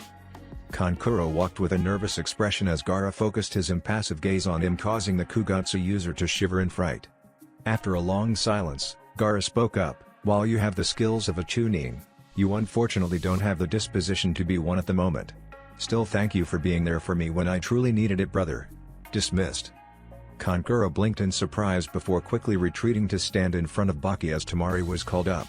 Tamari walked up to the desk with her head held high, but with a nervous glint in her eyes. Gaara smiled at her and said, "You have exhibited both the skills and the temperament to be Chunin, both during the invasion and the exams. For that, you are hereby promoted to the rank of Chunin. Congratulations, sister. May you bring honor to Suna." Tamari blinked before smiling as she bowed and received her scroll and vest and quickly retreated as Gaara sat down while Naruto stood up again and called up Sasuke. The last Uchiha walked up to the dais with a proud demeanor and stood in silence as he waited for his review. "Uchiha Sasuke. What can I say about you? Your clan was known to produce elites amongst ninja all over the elemental nations, and once again it is proved that Uchiha are one of the elites of the world. You have showcased immense power, immense cunning, a great degree of leadership quality and most of all the humility to not show off. All qualities that are admirable in Chunin and more so in Jonin. Your mastery of fire bending and lightning generation is adequate to have you classified as an expert, and your mastery of your Dujutsu is just as great. You have manifested a complete Susanoo and have used it to great effect during the invasion and the exams. For these reasons, we have decided that you deserve the rank of Jonin. Congratulations and keep up the good work." Sasuke nodded as he took his scroll and vest before bowing to the cage and walked back to the rest of the candidates as Sai was called up. Sai stood there with a vacant expression as Naruto declared him a Chunin for his skills and actions during the invasion before dismissing the boy and calling up Konohamaru that caused a ripple of whispers to spread around the chamber. "Sarutobi Konohamaru, my dear apprentice. You have done me proud by both your actions during the exams, the invasion and the aftermath. You had personally taken it upon yourself and your earthbending to help repair the breaches to the wall even when a team of more experienced Jonin and Chunin were already assigned. In the process, you were able to find and seal away breaches that existed from before the invasion. Breaches that were overlooked by Konoha's patrol teams. While I would prefer that you be kept a Jonin for some more time to gain more experience, it was impressed upon me by my predecessors that you are more than capable to handle the responsibilities that come with a promotion. For that, you are hereby promoted to Tokubetsu Jonin with a specialization in demolition, engineering, and assassination. Congratulations." Konohamaru smiled at his shisho as he received his scroll and vest before bowing and retreating to show off his new vest to Kakashi and the rest of his team. Everyone expected the ceremony to be over when Naruto called for attention.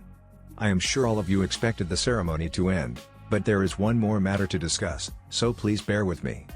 First, Mitarashi Anko, you have proven your strength and will of fire during the invasion as you single-handedly turned the tides of war in our favor in the Eastern Front. For that reason, you are hereby promoted to Elite Jounin and as the Hebi Sennin, you are now granted Sannin travel rights, effective immediately." Naruto stated as Anko nodded with an excited smile as Naruto turned to Sakura and stated, "Next, Haruno Sakura. You have proven your strength once again and helped push back the enemy army on the northern front where there were multiple snake summons traitors wreaking havoc.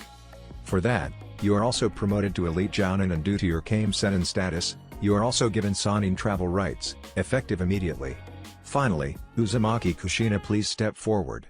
Everyone blinked in shock as Kushina walked up from beside Minato wearing her old Anbu commander uniform without her mask and kneeled in front of the cages and waited for Naruto to continue. "Until recently, you were dead only to be resurrected when the traitor Orochimaru tried to use you against Konoha with the use of the forbidden Edo Tensei no Jutsu.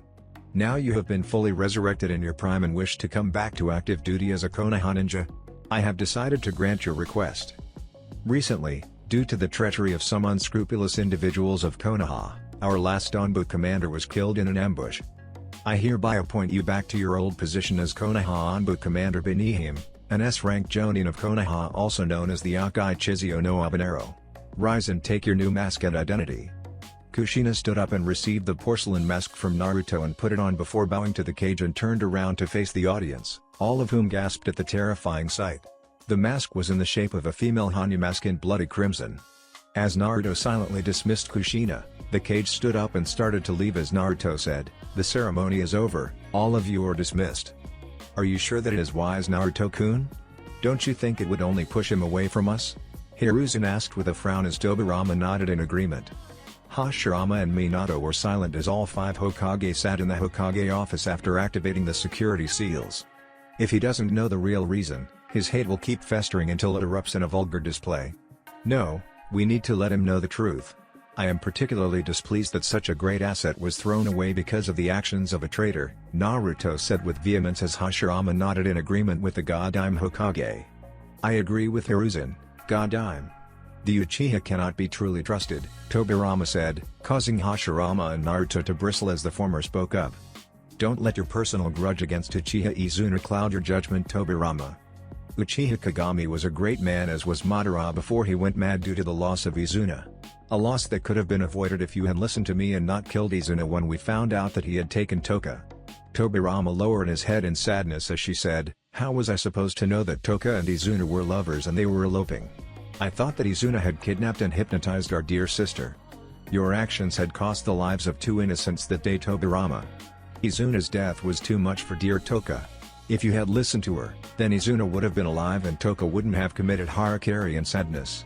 You are a good leader, Tobirama, but you lack foresight and understanding, Hashirama said with a dark tone. Past actions aside, I believe that Sasuke is more than ready to learn about the truth. Besides, it is better that he learns it from me than from an outside source who would twist facts, Naruto said with conviction, causing Hashirama to nod in agreement. The five sat in silence for a few minutes before Tobirama spoke up addressing Minato. "Yondaime, you have been quiet throughout the discussion. What are your thoughts on the matter?" Minato hummed to himself before speaking up. From the reports, the massacre was the last resort action. Even then, only the traitors were meant to be eliminated. The rogue Uchiha Itachi reported to have helped him is probably the same one who attacked the day Naruto was born. Especially since he is calling himself Madara. If Danzo hadn't stolen and fatally injured Shisui, then this would all be a moot point. I believe that Uchiha Sasuke should be informed of the facts, but only if the current Hokage decides that Uchiha Sasuke is mature enough. Even if we all disagreed, it is the current Hokage's decision and we have no power to stop him. Only advise. Very astute observations, Minato. You are right that we have only advisory powers now, so it is still up to Naruto-kun to make the final decision. Still, I would ask that you wait a few more years before informing young Sasuke. Hiruzen advised as Naruto nodded in acknowledgement. I will keep them in mind, but I still plan to inform Sasuke as soon as possible. I have decided that S-ranked Onbu operative Karasu be recalled from his infiltration mission, code S3324N. It is a waste of resources to have Itachi out there doing Black Ops when it would be better to have him as one of the faces of Konoha, Naruto said, causing Hiruzen to frown and worry. You plan to recall Itachi? How will you handle the public, Naruto? It will be utter madness, Hiruzen said with a worried tone. Not if we reveal the whole situation to the public and release the reasons why Danzo was executed. I am not sure if you know or not, but Danzo has let rumors spread amongst the clans that you ordered the execution of the Uchiha and forced Itachi to take the blame to save Sasuke's life. I want to make sure that the seeds of doubt don't get a chance to spread its roots, Naruto said, startling the former Hokage. This is worrisome. I cannot believe that Danzo would go so far. Tobirama wondered with a frown. Danzo was intent on gaining the hat. He has been undermining Gigi ever since the Kyuubi attack. The amount of foundations he has destroyed in the Hokage's authority, I was able to partially regain with the help of Hideyoshi Dono. Even so, I still have a lot of work to do to make sure that the clans are satisfied and don't revolt. I can sense the negative feelings that all the clans are having at some of my actions. I have to nip the bad blood before it spills over, Naruto said with a nod to himself. That is a wise decision, Naruto. We will help you as much as we can to make sure that Danzo's machinations are reversed, Hashirama said, getting nods of agreement from his fellow retired Hokage. Thanks for the support. Anyway, I need to prepare the mission briefing for Itachi's retrieval, so please excuse me. Naruto said, causing the other four Hokage to nod and leave the room so that Naruto could get back to work. Surprising really, since this was just a blood clone. The real Naruto was meeting with his fellow Kage at the Golden Leaf Hotel. Why did you reveal your Anbu commander's identity, Naruto? Gaara asked with a curious gleam in his eyes as he sipped on the saucer of Genjoshu sake. Who knows, my Jinchuriki friend? I may have just had a sudden impulse to be irrational. Naruto said with amusement as he sipped on his cup of premium tea from Chanokuni. Gaara narrowed his eyes in annoyance as Naruto placed the cup down and asked, Why are you drinking Jinjoshu, Gaara? Doesn't the fruity drink annoy you? I quite like the fruity taste, Naruto. Unlike you, who likes Daiginjoshu. How can you drink such hard liquor? Gaara asked with a teasing smile. Uzumaki tradition. No, it isn't. Mei interrupted as she also took a drink of her Junmai Genjoshu sake, causing the current head of the Uzumaki to pout in annoyance. Is it really time to discuss such frivolities? Aniki asked with a frown. Shouldn't we discuss the five-way alliance treaty that is about to be brought into force? He chuckled and said, Don't worry about that, Tsuchikage Dono.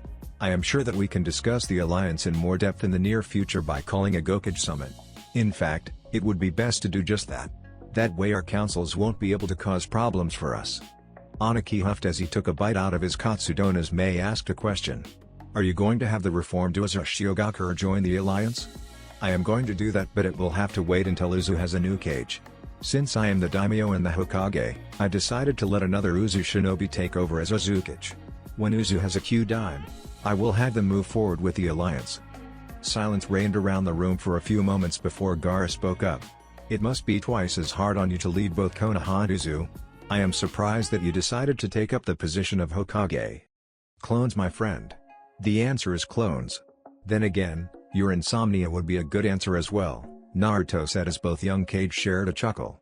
Afterwards, the five Kage spent the rest of the meal trying to outdo each other by picking up examples of their subordinates to show who was the better leader.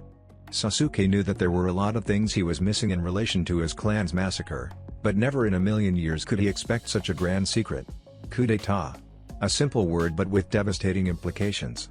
His father, the one he tried on many occasions to please, was a traitor along with most of the Uchiha elders and active Uchiha police force. They were planning to cause civil strife in a mad bid to gain control of Konoha. A civil strife that would have left Konoha easy pickings for the hyenas to attack. There was no doubt that they needed to be detained or eliminated, whichever was the easier option. Hell, he couldn't even begrudge the Sun Daime Hokage for the hard decision he had to make. No, the question that was on his mind was simple. Why would Itachi wipe out all of the clan and kill his own best friend Uchiha Shisui? Someone who had the ability to solve the problem with nary a look and make the whole thing so difficult? Looking up at Naruto, he asked the very same question. Naruto nodded in acknowledgement and said, "There is more. Read these reports and you will realize what happened."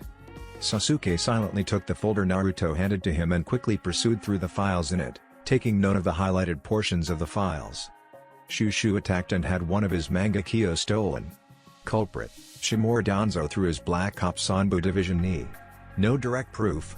Plan A is no-go. Rogue Uchiha claiming to be S-ranked Nukeman Madara offered his help in eradication of the traitors.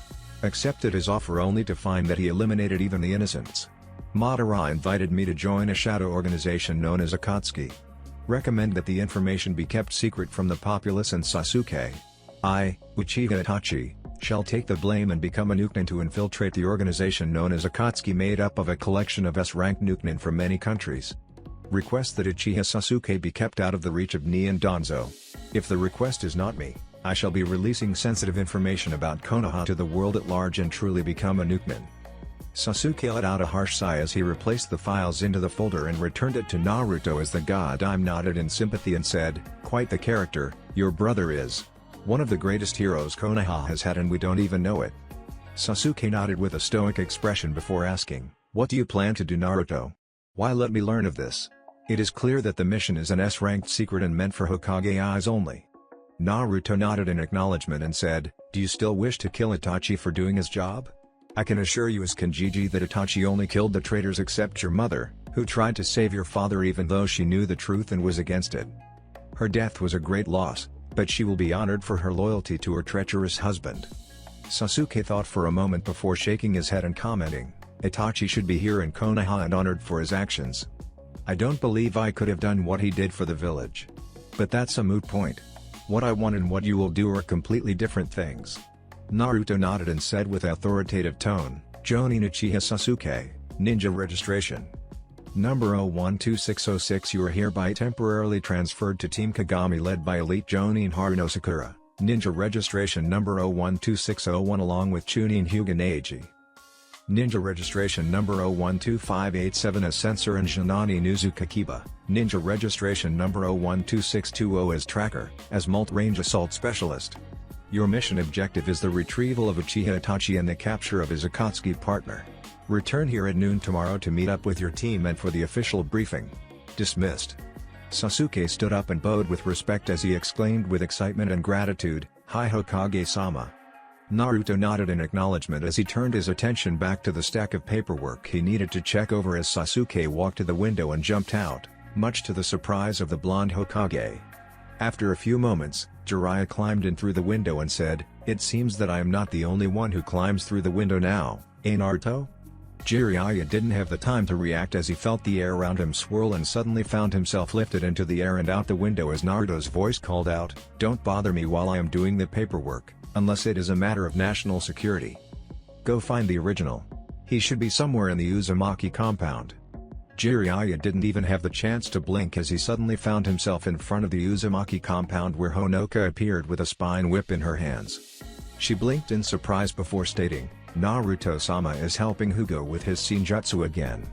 You will find them at the training ground in the back, Jiraiya-sama."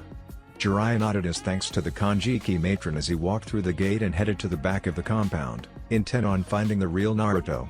As he was passing by the main house, Minato spotted the old Gama-sanin and walked up to him. "Yo sensei. What are you doing here for?" I thought you had already left Konoha. Just need to talk with Naruto about something Minato before I leave. Why don't you come with me? Our conversation will be highly amusing, Jiraiya said with a chuckle. Minato shook his head in exasperation and said, I don't think it will be amusing if you get beaten up for lechery again. With Kushina, Tsunade Saura-san and even Naruto cracking down on your lechery, I thought you would learn your lesson, sensei? Never.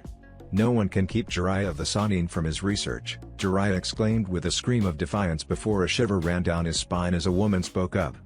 Jiraiya knew that voice well, and when he turned to look at a woman, his shiver increased at the cold and cruel smile on her face.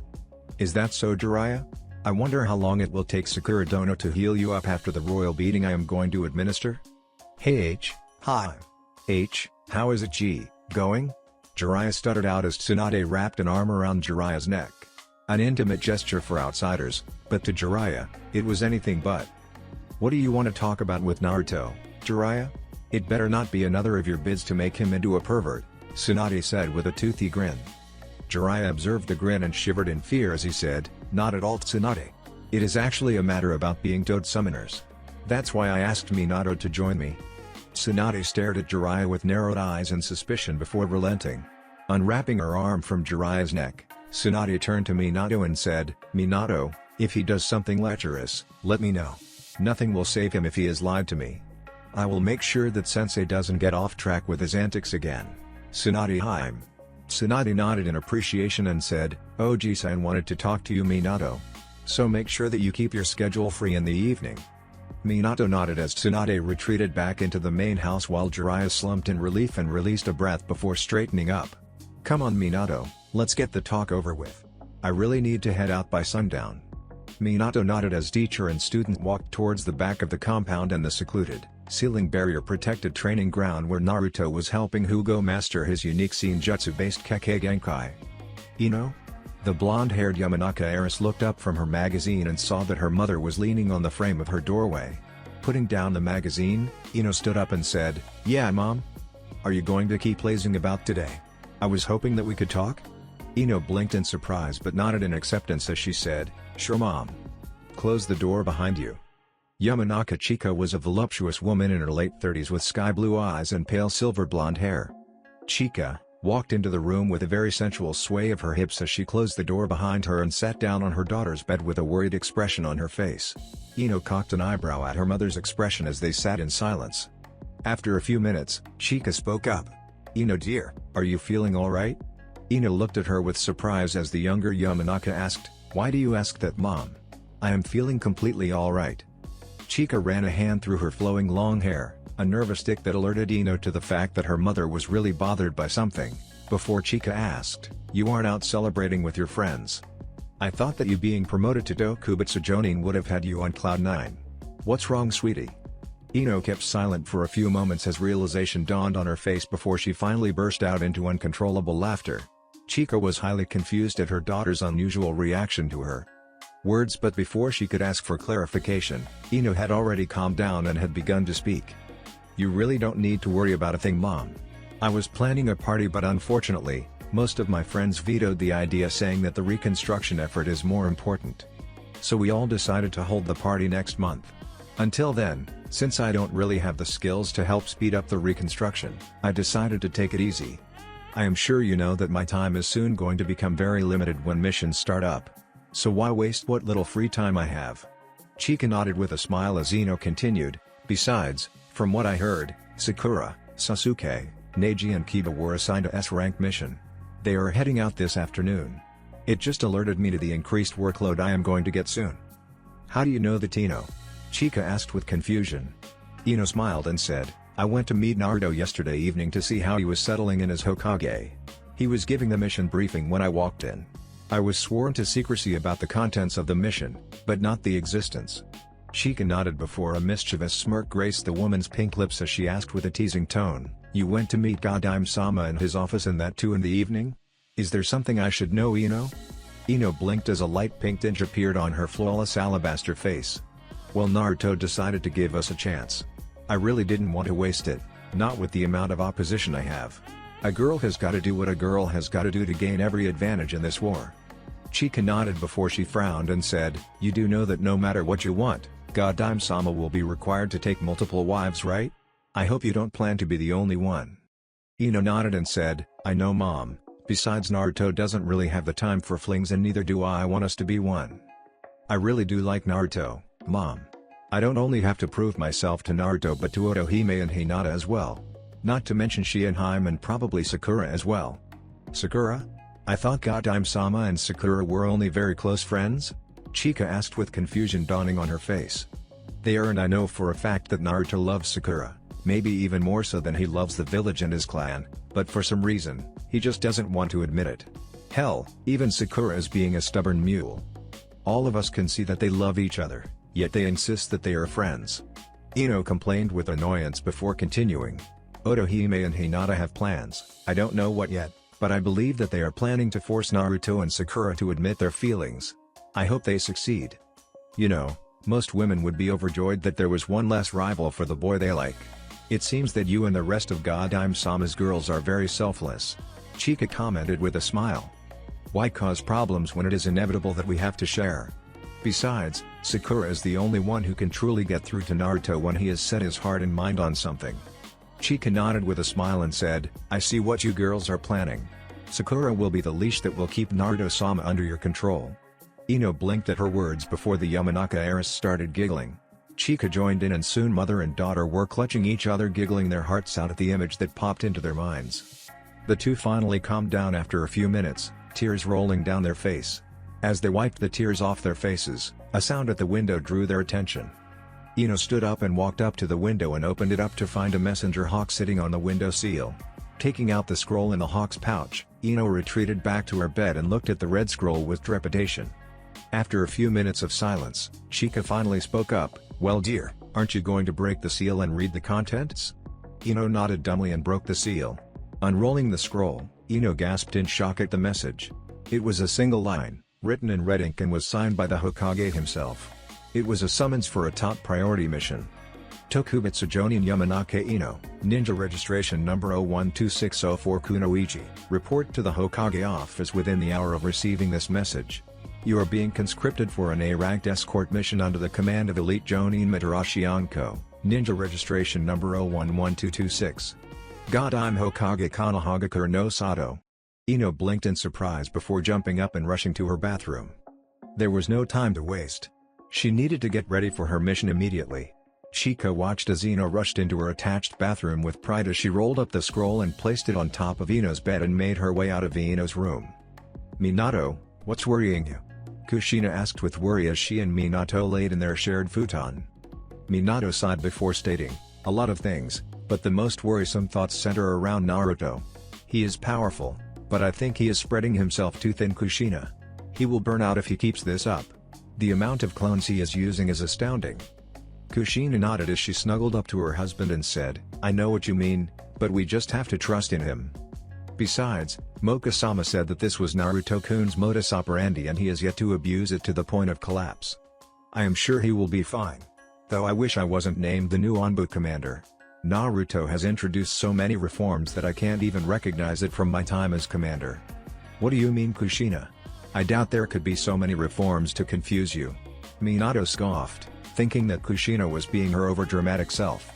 Kushina lightly punched Minato in mock indignation as she complained, Naruto completely overhauled the training routines. They are harsher and broken up into modules specializing in certain aspects of duty. The infiltration, extraction and assassination routines are completely impossible. The teams have to sneak past Naruto. An impossible case as Naruto is probably the best censor the elemental nations have ever seen. Minato frowned at her words before realization struck him, causing the retired 4th Hokage to chuckle and state, you, the mistress of stealth and death failed, didn't you? Kushina pouted and said, I doubt even you would be able to succeed. I am sure that is the case, especially since I am not a stealth specialist of your caliber.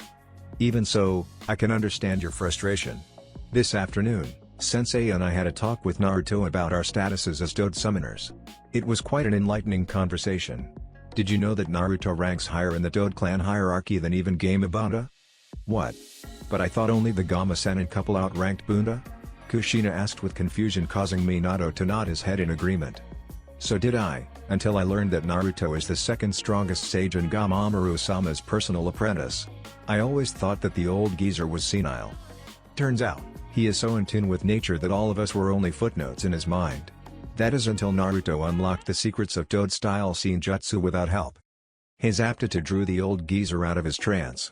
In fact, from what Ma and Pa told us, Gaara-Maru-sama believes that Naruto is the Yogen no Ko, as he is quickly reaching the same levels of understanding of chakra and Senjutsu the Rikudo Senin had. Kushina blinked and propped herself up on her elbows and stared down at Minato in shock. Before she could ask any questions, Minato continued his speech. The funny thing is that Gaara-Maru-sama was the one who taught Rikudo Senin-sama Senjutsu, so if the old geezer states that Naruto is reaching the levels of the Rikudo Senin, we have no choice but to accept.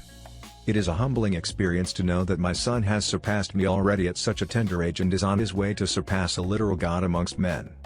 Minato suddenly stopped when he felt warm tears fall on his face.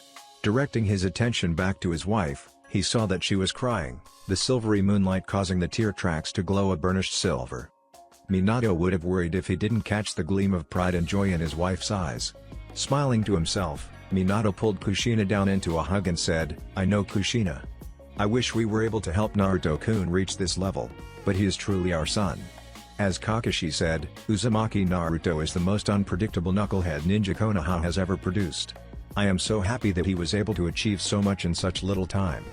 Sniffling, Kushina smiled into Minato's neck and said, "I know, Minato. I knew that he would be great when I first held him and he is not letting me down.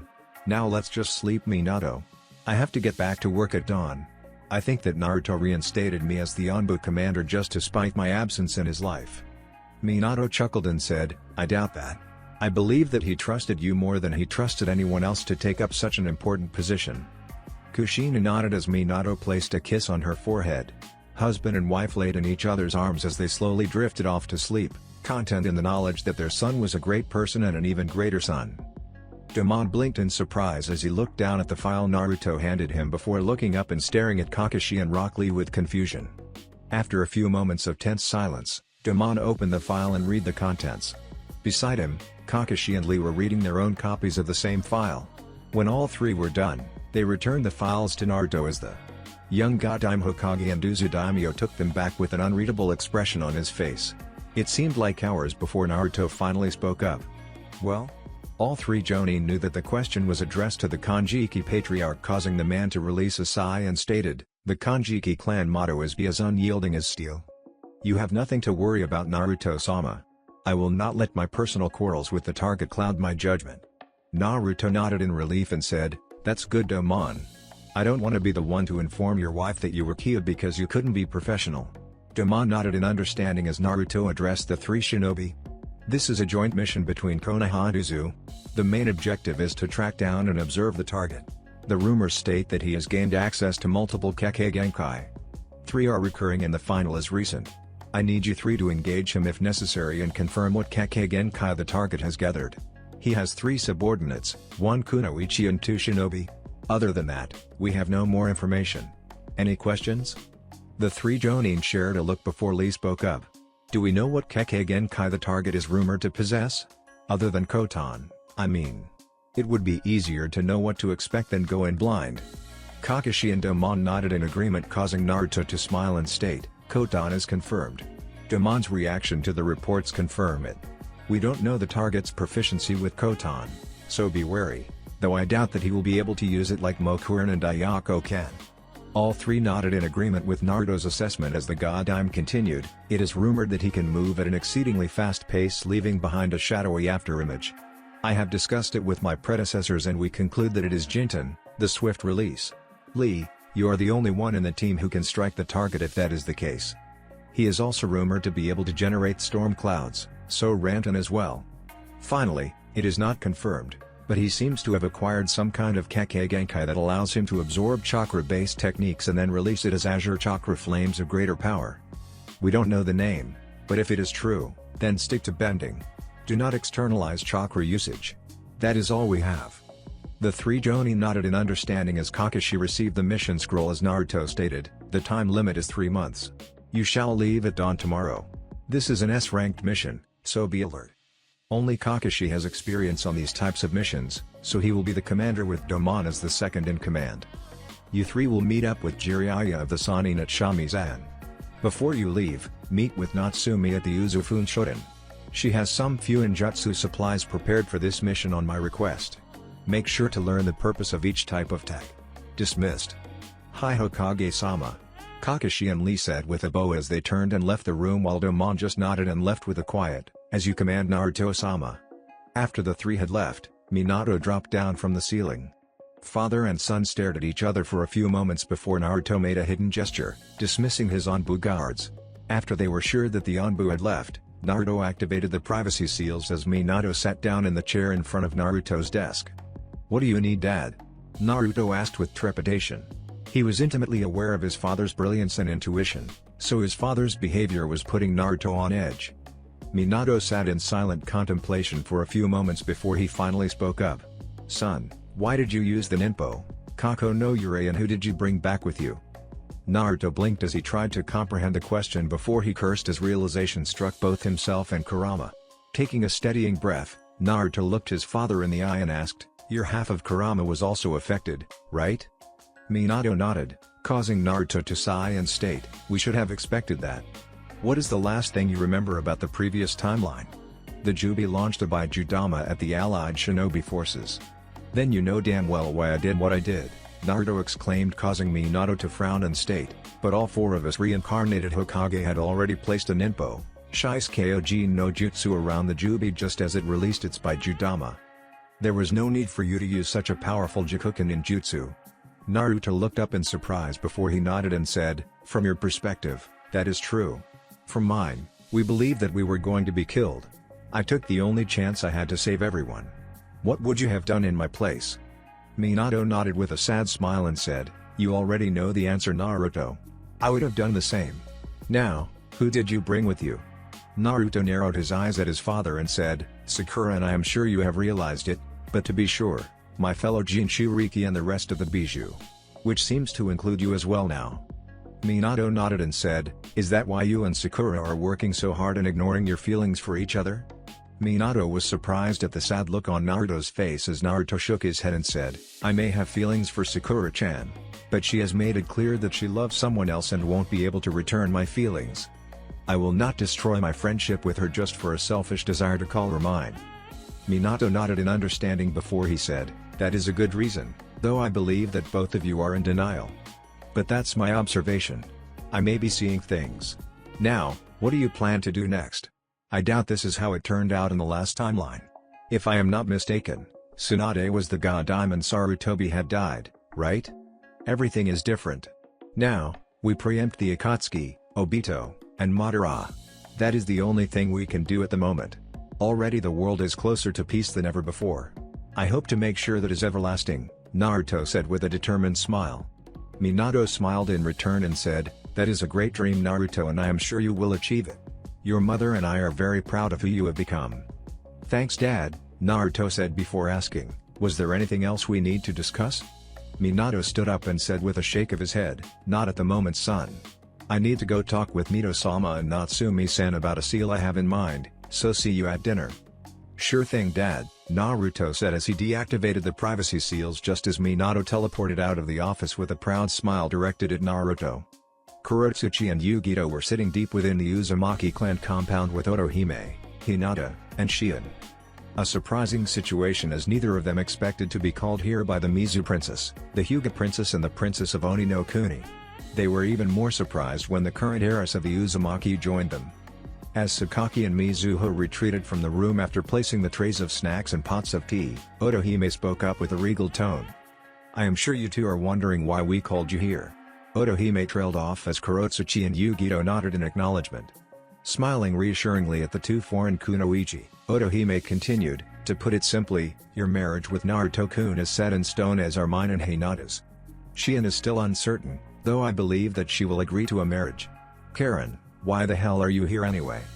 Karen giggled at Otohime's uncharacteristic outburst and stated in a matter-of-fact tone, "There are very few Uzumaki left from the main line.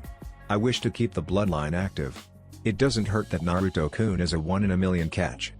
Hinata smiled at Karen and said, "You have developed a crush on him, Haven't you? Just like how Ino now likes Naruto-kun as well. Karen blushed at Hinata's statement as she meekly nodded to the Hyuga heiress query. This is an interesting situation. Yugito commented, causing the rest to nod in agreement before Kurotsuchi spoke up. Not really. Daimyo are known to have multiple wives, most if not all are political in nature. Hell, I had expected to be a political bride, but never did I think that I would also be included in a CRA. Still, I am a bit surprised that anyone would willingly decide to start a relationship with someone in a CRA. Depends on the situation, Kurotsuchi. Now back to the main reason for calling the meeting. Otohime trailed off as Hinata took up the explanation. I have known Naruto-kun for a long time. No matter how much of his true self he hid, his true emotions for Haruno Sakura were always visible. From their interactions, we conclude that both love each other, but for some reason, they are not acting on it. What we want to know is that will you help in forcing the two to confront their true feelings? Yugito and Kurotsuchi blinked in shock before the former spoke up. This is quite a surprising development. I didn't expect to be involved in trying to get my future husband another possible wife. Uzumaki Naruto is a very passionate man. The only person who can truly curb his more undesirable traits is Haruno Sakura. Besides, while training with Naruto-kun to gain control of my dojutsu, I saw two possibilities. One that contained Haruno Sakura as a friend and one that contained her as a lover. The second yielded better results overall. I am the one pushing for their relationship to progress, Shion said with a haughty tone, surprising everyone present. You can see the future? Kurotsuchi asked with trepidation. Shion nodded before stating, before the training, I could only see the death of someone around me. With the training Naruto-kun gave me, I can now control it and even use it briefly. Until now, none of my visions have been wrong, though I can only perceive certain portions and not the whole picture. Yugito and Kurotsuchi nodded in acknowledgement as the group fell silent as they sipped on their tea and nibbled on some of the snacks. After a few moments, Yugito spoke up, Tobi and I will help any way we can.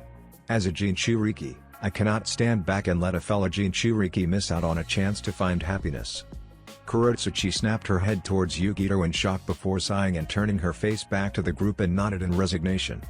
If we want this relationship to work, we need to do things democratically, and it seems that I have been outvoted. I will help as well, but don't expect me to come up with the mushy stuff. Thank you for understanding our views. I know what we want is unorthodox, but in the short time I have been acquainted with Shion, I have come to trust her visions, as erratic as they are. Besides, Naruto-kun helped my homelands when none would. It is the least I could do to repay his kindness, Otohime said, causing the two foreign kunoichi to nod in acknowledgement. Now that the stuffy parts are over, how about we get to know each other better? Karen said with a grin, causing the two foreign kunoichi to smile and nod in agreement. In a large cave, on top of the fingers of a large grotesque humanoid statue were the ethereal figures of 9 cloaked figures. A 10th emerged out of the ground and jumped up onto the final free finger as a cloaked man with piercings on his face spoke up. We have new information and some new recruits. I am sure you all recognize him, but let it be known that Orochimaru is no longer an enemy. The silver-haired man with him is his latest apprentice Yakushi Kabuto. As the man finished, Orochimaru walked into the cave with Kabuto on his heels. Orochimaru? Didn't expect to see you here again, Kisame said with a feral grin. Times change, Kisame. My goals will only succeed if Akatsuki's goals succeed. That is why I am here now. Thank you for allowing me to join again, Pain, Orochimaru said as an orange-masked man appeared beside him out of a swirl in space. And this is Tobi. He has been a shadow member of the Akatsuki from the start. Now let us get to the point of the meeting. Pain trailed off as the hunching figure of Akasune no Sasori spoke up. Is this about the sudden increase in power the Kyuubi has been displaying? In part, Pain said, getting a frown from Itachi. Ignoring the frown, Pain continued with his explanation. While the Kyuubi's power is a factor, new information has been brought in that is far more concerning. And what would that be, Leader-sama? Kakuzu asked with interest before asking with a thoughtful hum, is this about the bounty Haruno Sakura has gained as a fresh Jonin? Your information is out of date, Kakuzu. Haruno Sakura is an elite Jonin with masterful control of water and earth through the use of Ninshu. From the reports, she can bend the very blood of her opponents to her will and has the ability to heat up and liquefy the very earth into lava and bend it to her will. She has also displayed strength on par with my former teammate Senjutsu Tsunade and rival Tsunade's skills in healing to the point Haruno temporarily becomes invincible due to near instantaneous regeneration. She is a high S-rank threat, Orochimaru said, causing everyone to look at him in surprise. Not to mention the fact that Mitarashi Anko has completed Senjutsu training and is now the recognized heavy senin. Another S-rank threat. With both women, Konoha has 3 active S-ranks at the moment. There is also the fact that Uzumaki Naruto was able to reverse a tactic Orochimaru-sama was using. Due to that fact, Konoha has regained her Shodai, Nidai and Yandai Hokages along with Uzumaki Mito and Uzumaki Kushina. That has added 1 beyond S-rank Shinobi and Senju Hashirama, 3 high S-rank Shinobi and Senju Tobirama, the Kier Senko and the Akashi, and now has 2 active battle Fuinjutsu specialists in the Kier Senko and Uzumaki Mito. As of this moment, Konoha has a total of 10 confirmed Cage class Shinobi and Kunoichi. Enough power to easily combat and defeat Akatsuki if we aren't careful, Kabuto said, causing most of the Akatsuki to adopt worried looks. Only Kisame, Pain, Conan, Itachi and Hidan looked calm. Senju Hashirama is not to be trifled with.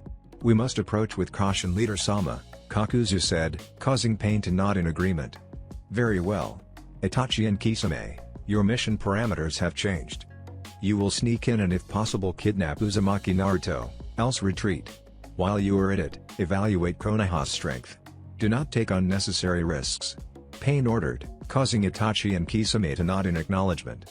Itachi, I am sure you are wondering about your brother, Orochimaru exclaimed with a sick grin. And why would you believe that I am interested in that weakling Orochimaru? Itachi asked with a cold tone. Young Sasuke has the Mangekyo Sharingan and seems to have already mastered the Susanoo. I wonder how he came into possession of those beautiful eyes? Orochimaru taunted with a grin, causing Itachi to glare at the heavy Sannin. How should I know? But it seems that my assessment that my foolish little brother is weak seems to have turned out to be false. I shall have to correct my oversight in leaving him alive, Itachi said with an offhanded tone, causing Kisame to comment, damn Itachi. That is cold. Hidan and Kakuzu, you two will provide them the distraction they need to successfully infiltrate Konoha, so intercept Ryot and bring no Anaki. Sasori, I need you and Datara to tap into your spy network and get us the latest intel as fast as you can. Tobi, you will be working as Orochimaru's partner. Kabuto, I want you to work with Zetsu as our intel analyst. You seem to have fulfilled that very role under Orochimaru. Pain ordered with an imperious nod as everyone nodded and set about to follow through with their orders. The projections, fading while those present in flesh, leaving to their respective bases. Iname, Conan frowned and asked, are you sure about this Nagato? Doesn't this make an enemy out of Uzumaki Naruto? I have to at least keep up appearances, Conan. Especially with Tobi taking an active role. I will find a way to alert Uzumaki Naruto. In fact, I already have a good idea. Nagato said, causing a shiver to run down Conan's spine as a sense of foreboding encompassed her. The same foreboding she was once used to feeling when they were younger. The same foreboding feeling that warned her of another one of Nagato and Yahiko's plans were about to unfold. Sighing in defeat, Conan looked at Nagato and waited for the doomed plan. I want you to go to Konoha as my emissary and take a letter. It will be an official congratulations letter that is expected to be sent by neutral and allied lands. In truth, it will be a cipher and you'll give Uzumaki Naruto the key I will tell you. You will leave tomorrow. Any questions? Yes. Why me? Conan asked with confusion and dread. Because there is no one else I trust more than you, now that Yahiko is no longer with us. Please do this for me, Conan. I am sure it will be nice to see Jiraiya-sensei again, Nagato said with a small smile. Conan nodded in agreement and said, you want me to invite Jiraiya-sensei here to show him what we have accomplished, don't you? Nagato nodded and fell silent as he manipulated Yahiko's body, his deva path to write the letter, causing Conan to turn and leave the crippled man to his work. Are you sure it was wise to send Mitarashi Anko to escort my grandfather to the border? He has quite an abrasive personality. Kurotsuchi commented when she heard who was escorting her grandfather in his guard detail to the border. Naruto just smiled and said, not to worry. Anko is one of the best we have right now. Besides, she is quite used to abrasive personality clients. She does specialize in seduction and assassination missions. I read her files and they reveal that she particularly likes abrasive clients. Something about their blood tasting much better after torture. Kurotsuchi grimaced as she looked down at her cup of red tea and after a shudder, decided it was best to stop drinking something that reminded her of blood. Pushing the cup away, Kurotsuchi looked up at Naruto and asked, she won't tease Gramps, will she? The old goat doesn't take well to teasing. Ino will be able to keep the peace, Naruto said before a sudden realization hit him, causing him to weakly mutter out, I hope. Kurotsuchi paled at the implications of his muttering as Yugito patted her shoulder and said, don't worry. I am sure Naruto is just pulling your leg. Besides, your grandfather has been a Kage longer than anyone else. I am sure he can easily handle the teasing from an eccentric kunoichi. Kurotsuchi nodded in acknowledgement as Otohime spoke up with a small grin. Besides, Anko will never do something to jeopardize relations between Konoha and her allies. She may not look like it, but she is very patriotic. Kurotsuchi nodded in acknowledgement as Shion let out a sudden gasp. Her violet eyes glowed with an inner light as she turned her face to Naruto and said, the Tsuchikage is going to be attacked by a silver-haired man wielding a three-bladed scythe and a man who seems to be releasing black threads out of his body.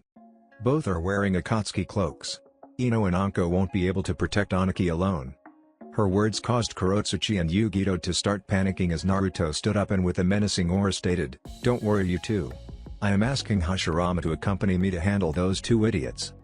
Before the girls could even blink, Naruto had vanished, leaving behind a group of worried ladies as Karen walked into the room with Sweren and Haku. Seeing the situation, Karen asked, what's going on? Where is Naruto? Otohime looked up at the newcomers and said, Shion had a vision showing that Akatsuki were going to be attacking the Tsuchikage and his entourage. Naruto decided to be their backup along with Hashirama Dono. Team Uzu collapsed to their knees in shock at the news before Sweren spoke up with a confident tone, no need to worry. Naruto-sama and Hashirama-sama are both going. I doubt these Akatsuki fools could handle one of them, let alone both. The faces of all the girls brightened at the words as Yugito suddenly gained a glazed look in her eyes before focusing her sight on Karen and said, Kurama contacted Gyuki, who is relaying the Raikage's orders to me. I am to head out and help back up Naruto-kun. So can you let Moka-sama know that I am heading out? Karen nodded as she stood up and rushed out of the room to alert Moka of the situation as Yugito nodded her farewell to the rest of the girls as she rushed out of the compound while tying her equipment pouches to her legs. Why aren't we teleporting Naruto? Hashirama asked as he and Naruto rushed after Anaki's entourage, following the trail they left. Because Shion's visions take at least about 5 hours before coming true. We have 3 hours left. We can take both by surprise and kill them. If they see or sense us, Kakuzu and Hidan will be a no-show. Naruto explained as he and Hashirama suddenly sensed Yugito following them. Both Hokage shared a look before slowing down enough to let Yugito catch up before speeding up again as Naruto asked, are you sure you want to come with us? I am sure that we have more than enough firepower to handle these two idiots. Yugito smiled and said, I have my orders and they are to reinforce you. Came straight from the Raikage through Bija messenger services. Hashirama and Naruto chuckled at her words and nodded as they focused on conserving strength while moving as fast as they could. Hello Izumo, Kotetsu. It seems that you are still guarding the gates, eh? The guards looked up in surprise before smiling at the speaker. Izumo spoke up, good to have you back Minato-sama. I was wondering when you would pop by. How's Resurrection treating you? Kotetsu asked with a grin. Good, but suddenly becoming a Jinchuriki has been tiring. I should have just shoved all of the Kyuubi into Naruto instead of putting the yang in him and the yin in me. How does the rest of the Jinchuriki handle such massive chakra reserves and still have appreciable control of chakra? I don't know. Good thing the yin is much easier to control than yang. Minato replied with a smile before he suddenly tensed and looked out of the gate and down the road, causing the gate guards to stiffen in fear. Namikaze Minato was considered one of the examples of what the pinnacle of shinobi was to be like. For him to suddenly become so defensive was not a good sign. As Izumo and Kotetsu looked down the road as well, Minato warned the two with a frown, be careful you two. Our guest is S-ranked at least by the depth of their chakra pool. If a fight breaks out, run and alert the village and activate the new barrier I developed with Mito-sama and Natsumi-san. Got it? Hi Yondaime-sama, both exclaimed as they prepared to activate the barrier and alert the village to an S-ranked threat. Soon a blue-haired woman appeared wearing dark gray leggings, black Tolus ninja sandals, a black backless jacket with a zipper in the front partially cut off at the bottom revealing her navel and having a long flowing tail behind her. She was wearing a lavender paper flower in her bund-up blue hair. A prominent Amigakure Hittite rested on her forehead. An S-ranked kunoichi from Ame? Did you hear any reports about her, Kotetsu? Izumo asked with concern as his partner shook his head in denial. As the woman reached the gate, she bowed to Minato and said, I am Conan, the deputy leader of Amigakure and the most trusted subordinate of our leader Uzumaki Nagato. It is nice to meet you, Yondaime Hokage-sama. Minato nodded in greeting and asked, "What business does the deputy leader of Ame have in Konoha? The last I heard, your land was practicing complete isolation." Conan nodded in acknowledgement and said, "That was then. This is now. Nagato has decided that Ame is finally stable enough after his defeat of Hanzo. In the near future, Ame will open her gates to foreigners again. I am here on his behest to congratulate your son for his ascension to the post of Godime Hokage. May I meet with him?" Minato nodded and said, "Follow me and make sure not to stray. The relations between our villages aren't the best and I would like to keep misunderstandings at a minimum. An S-ranked kunoichi like you wandering around without a suitable escort will only cause trouble." "Of course. I completely understand where you are coming from," Conan said as Minato nodded and walked into the village with Conan following behind him. Within moments of Conan passing the boundary of the detection barrier, Anbu Commander Benihime appeared with Team Ro. "Yondame-sama?" Benihime asked in confusion, causing Minato to smile reassuringly at his wife and state, "I am escorting a guest from Ame to Naruto Dono. Would you like to come?" Benihime gave a terse nod and dismissed Team Ro as she followed Minato and Conan to the Hokage Tower. On the way, Conan spoke up with a small smile, "I have heard so much of Konoha from Sensei. It is quite different from what he described it to be." "Your Sensei has been to Konoha before?" Benihime asked with a curious tone, causing Conan to nod in agreement. "That's right. But it is better to say that he is a Konoha shinobi. I am sure you know him," Conan said with a nostalgic smile. "Jiraiya of the Sannin, right?" Minato asked with a gleam in his eye. Conan nodded in affirmative, causing Minato to chuckle and say, "Too bad Sensei left on a mission not too long ago. He would have loved to meet you, Conan. To think that my senpai still lives. Yahiko is no longer with us due to a scheme between your Danzo and our Hanzo, but Nagato and I still live. It is also nice to meet my Kohai. Interesting that Jiraiya-sensei has trained 3-ranked individuals, don't you say?" Conan asked with a mirthful laugh. Minato nodded with a chuckle as Benihime said, "That is true, but I believe that Naruto-sama is better. He has one apprentice and took on multiple students from his own class and ended up training most of them to already be at least B ranked with some of them A, bordering on S. So it is true?" Conan asked as she looked at Benihime with a smile, causing the masked woman to shrug in confusion. "You really are Uzumaki Kushina. And here I thought that report was misinformation. Naruto-sama seems to really be very unpredictable. Must be an Uzumaki thing. Nagato can be quite unpredictable as well." Benihime chuckled and said, "We Uzumaki do love our surprises, though Naruto-sama takes it too far sometimes. Ah, here we are." Conan nodded as Minato opened the door to the Hokage office only to find it being occupied with Naruto and Tobirama. Both were gazing into the crystal ball, monitoring something. As the group of 3 entered the office, Naruto looked up and asked, "We are a bit busy at the moment. Is this a political meeting?" Conan shook her head and said, "I am here at the behest of my leader as the bearer of his letter to you, Naruto-sama. Also, congratulations on becoming the Godime Hokage. Please keep this flower as a token of our goodwill." Naruto nodded as Conan pulled out the paper flower out of her hairband and handed it to him along with the letter Nagato gave her. Sensing the chakra signatures coming from the letter and the flower, Naruto opened the letter and placed the flower on the sigil before pulsing his chakra into both. The letter released a puff of smoke before the real letter was revealed, surprising everyone including Conan. "How?" Conan asked in confusion, causing Naruto to grin and say, "Nagato is good with seals but isn't good enough to hide the faint traces of chakra cipher seals tend to leave behind when made by amateurs." Conan nodded as Naruto quickly read the letter before folding it and placed it in his desk drawer. Done with the previous action, Naruto looked up and nodded as he said, "I understand and thank him for the gift." Conan smiled and said, "Thank you for your time, Hokage-sama, but I must leave now if I wish to reach Ame before nightfall." Naruto nodded and dismissed her with a wave of his hand as Benihime decided to escort Conan out of the village, leaving the 3 Hokages to discuss the situation. "How are we sneaking into Konoha, Itachi?"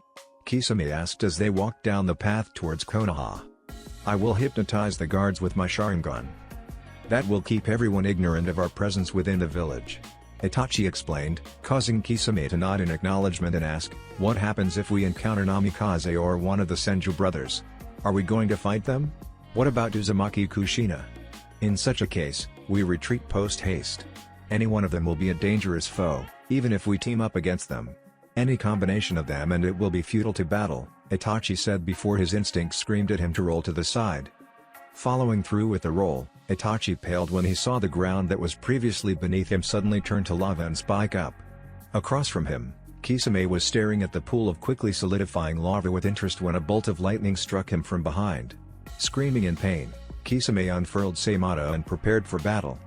Itachi looked at the source of the lightning bolt only to find his brother standing there with a glare in his eyes. The Sharingan was glowing with an intense concentration, startling Itachi. Beside Sasuke stood a pink-haired girl wearing a Jonin vest, just like Sasuke wore, with a Hyuga and an Inuzuka standing behind them. "Hello little brother and friends? Did the new Hokage decide to bring me to justice?" Itachi asked with a calm tone, causing Sasuke to reply with an equally calm tone. "Uchiha Itachi, Ninja Registration number 012110. The Hokage orders you to return to Konoha immediately to face justice for your actions. Surrender or we shall be forced to take you back by force." Kisame chuckled at the words as Itachi just cocked his eyebrow in confusion at the strange way Sasuke stated that. Orders? Why would the Hokage order him? Unless it is about his secret directives as Anbu. Foolish little brother.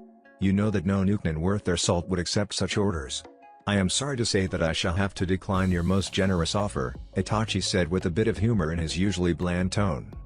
"Then allow me to read you the warrant of arrest for formality's sake," Sasuke declared as he unrolled a scroll and began reading it while keeping a single eye on Itachi and Kisame.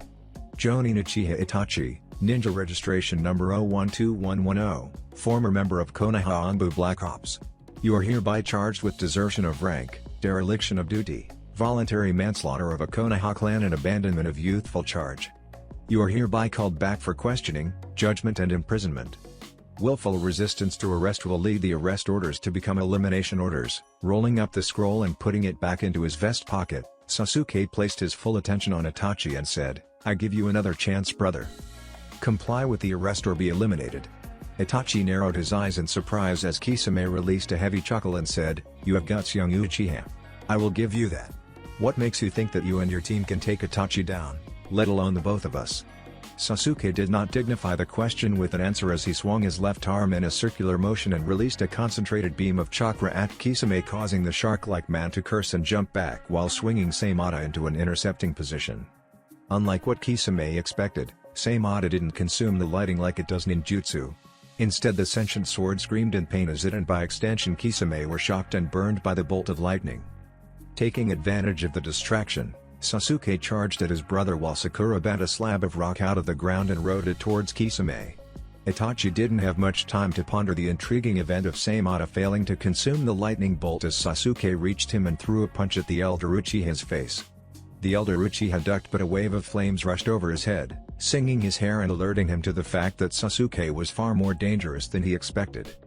Jumping back, Itachi activated his Mangekyo and caught Sasuke's eyes, which were Mangekyo themselves. As they shared eye contact, Itachi activated one of his most powerful ocular techniques and pulled Sasuke's mind into a very powerful genjutsu called Tsukuyomi. As Sasuke and Itachi battled, Sakura collided with Kisame in a heavy taijutsu bout. While Kisame was very strong physically and with Seimata, was easily able to hold off and even defeat most taijutsu masters, Sakura's immense chakra-based strength and her ninja were allowing her to easily counter and even overwhelm Kisame. Swinging Seimata in a wide arc as he jumped back, Kisame put some distance between himself and his young but powerful opponent and quickly weaved some hand seals before breathing out a veritable ocean of water in the form of a pressurized jet while calling out, "Suten, Bakusui Shoha." Sakura didn't even blink an eye as she stamped on the ground and punched forward with both fists, causing the ground to liquefy into lava and surge forward, vaporizing the water while solidifying into rock. Before Kisame could even react, Sakura spurned on her heels and drilled into the ground only to burst out behind Kisame moments later and smash a powerful haymaker into the shark-like man's back, launching him forward. Kisame quickly regained his balance and twisted to counter Sakura's follow-up punch only for a whip of water to strike at him, causing the former Shinobi Katana member to curse and swing Seimata to intercept. Like before, Seimata failed to disrupt the whip, confirming Kisame's conclusion that there was no chakra within the water itself. That single fact made Kisame realize how precarious this battle was for himself. Jumping back, Kisame prepared to fuse with Seimata only to be blindsided by Sasuke, who had somehow already taken down Itachi. The burning sensation in his back faded as Seimata helped accelerate the healing process only for the shark-like man to jump back with a curse. "How are you so powerful? Kisame growled out as he dodged another wave of black flames of Sasuke's Amaterasu. Sasuke didn't reply as Sakura bended a few lava shuriken at the man, forcing the man to roll to the right and closer to the patch of burning black fire. In that single instant, Sasuke acted. With a barely audible mutter, Sasuke used Kagetsuchi to manipulate the flames of Amaterasu to spear through Kisame, severely injuring the man. As Kisame coughed up blood while gritting his teeth in pain, Sakura landed a glowing fist into Kisame's head, knocking the shark-like man out. "That was faster than I expected," Neji commented, causing Sasuke to comment, "That's because Itachi gave up after I put him in at Tsukuyomi." Neji nodded as Kiba asked, "Who is going to carry Sharkman?" His three temporary teammates just shook their heads in exasperation as Sakura asked, "Didn't you get the memo?" "What memo?" Kiba asked with a confused look, causing Sasuke to answer. "We have to carry living corpse scrolls to store living prisoners. Let's just seal these two into the scrolls and get back. We have already been away for a week." Getting a bit anxious there, Sasuke? Do you want to meet up with Samui again before she leaves for Kumo? Kiba teased Sasuke, only for Sakura to order them to move out. "Stop wasting time. I need to return and check up on the Urionen training program." All three boys nodded as Sasuke and Neji sealed their targets while Sakura sealed Samata into scrolls and quickly headed back towards Konoha. "Get down!" Ino screamed as she used a burst of telekinesis to throw everyone to the ground along with herself just as a triple-bladed scythe passed over the position where the aged Tsuchikage's head was previously occupying. As the scythe was pulled back into the hand of its wielder, the group of Konoha and Iwa shinobi stood up and tensed in preparation for a battle. "Who are you? How dare you attack us from behind, you coward!" Aniki exclaimed as his face turned red in anger. His two guards, Kichi and a masked individual, took position in front of the aged Tsuchikage in an attempt to intercept any attacks. Anko and Ino spread out and prepared to pounce on their adversaries. "Who am I? How dare you resist being a sacrifice to Jashin-sama? I will rip out your guts and feed them to you in penance," the scythe wielder exclaimed with a growl as his companion quietly watched the group. Hearing the name of Jashin and seeing the black cloaks with red clouds jolted Ino and Anko's memories of a meeting that occurred right after Naruto took up the post of God-I'm Hokage. Ino nervously contacted Anko with a bit of telepathy. "Teiko, these two are the zombie combo of Akatsuki, right? The immortal Jashinist Hidan and Jung no Kakuzu. How are we supposed to defeat one of them, let alone both?" Knowing that Ino was monitoring her surface thoughts, Anko replied, "We have to do our best, kid. Hokage-sama gave us the duty to protect and escort the Tsuchikage. We cannot let him down after the trust he put on us." Ino nodded just as Hidan had enough of the standstill and jumped forward to attack, only for a wave of telekinetic force to throw the silver-haired acolyte into a tree as Kakuzu released some of the black threads of his jung and tried to attack Anko with them. Not having enough time for a full Sennin transformation, Anko channeled the small amounts of natural energy she had gathered and mixed it with her chakra to produce a deadly glowing whip of toxic Senjutsu chakra from the tips of her extended index and middle fingers of her right hand as she called out the name of the technique, Senpo, Yodoku no Muchi. Anko manipulated the toxic green energy whip, causing it to shred through the jung threads like a hot knife through butter, much to the chagrin of Kakuzu. Wary of the whip, Kakuzu jumped back as he shed his cloak to reveal the grotesque stitching scars all over his body. As Ino charged towards the still disoriented Hidan, Anko whipped her glowing toxic chakra whip at Kakuzu again, only for the man's skin to take on a dark brown earthy hue. The tip of the whip touched the darkened skin of the former Taki ninja before quickly being retracted. Unlike expected, the whip didn't cause major damage to Kakuzu's skin. Still, there was a large smoldering chunk of flesh that was quickly deteriorating, much to Kakuzu's surprise. Looking at Anko with a frown hidden behind his mask, Kakuzu said, "You are more dangerous than Orochimaru stated. It seems that your bounty is well received, Snake Mistress of Konoha." Anko grinned as she took the chance to gather more natural energy, but much to her horror, Kakuzu's back seemed to split open as four masked creatures formed out of it. Each creature was made of the jung threads with a different colored and style of mask for a face. As the four creatures and Kakuzu spread out to surround Anko, Ino charged into Hidan with her fists enshrouded in swirling winds. Hidan coughed out blood as he crashed through the tree, breaking it in the process as Ino jumped back and bended the air into a compressed ball of swirling winds. Kicking the ball up into the air, Ino twisted on her heels and kicked the falling ball at Hidan. The Jashinist didn't even blink as he swung his scythe downwards and sliced the ball into two, harmlessly dissipating it before charging towards Ino while spouting profanities. Caught off guard at the speed of the silver-haired acolyte, Ino didn't get the chance to attack as she was forced to use the air and her superior flexibility to dodge and parry the back-to-back wild swings of the madman.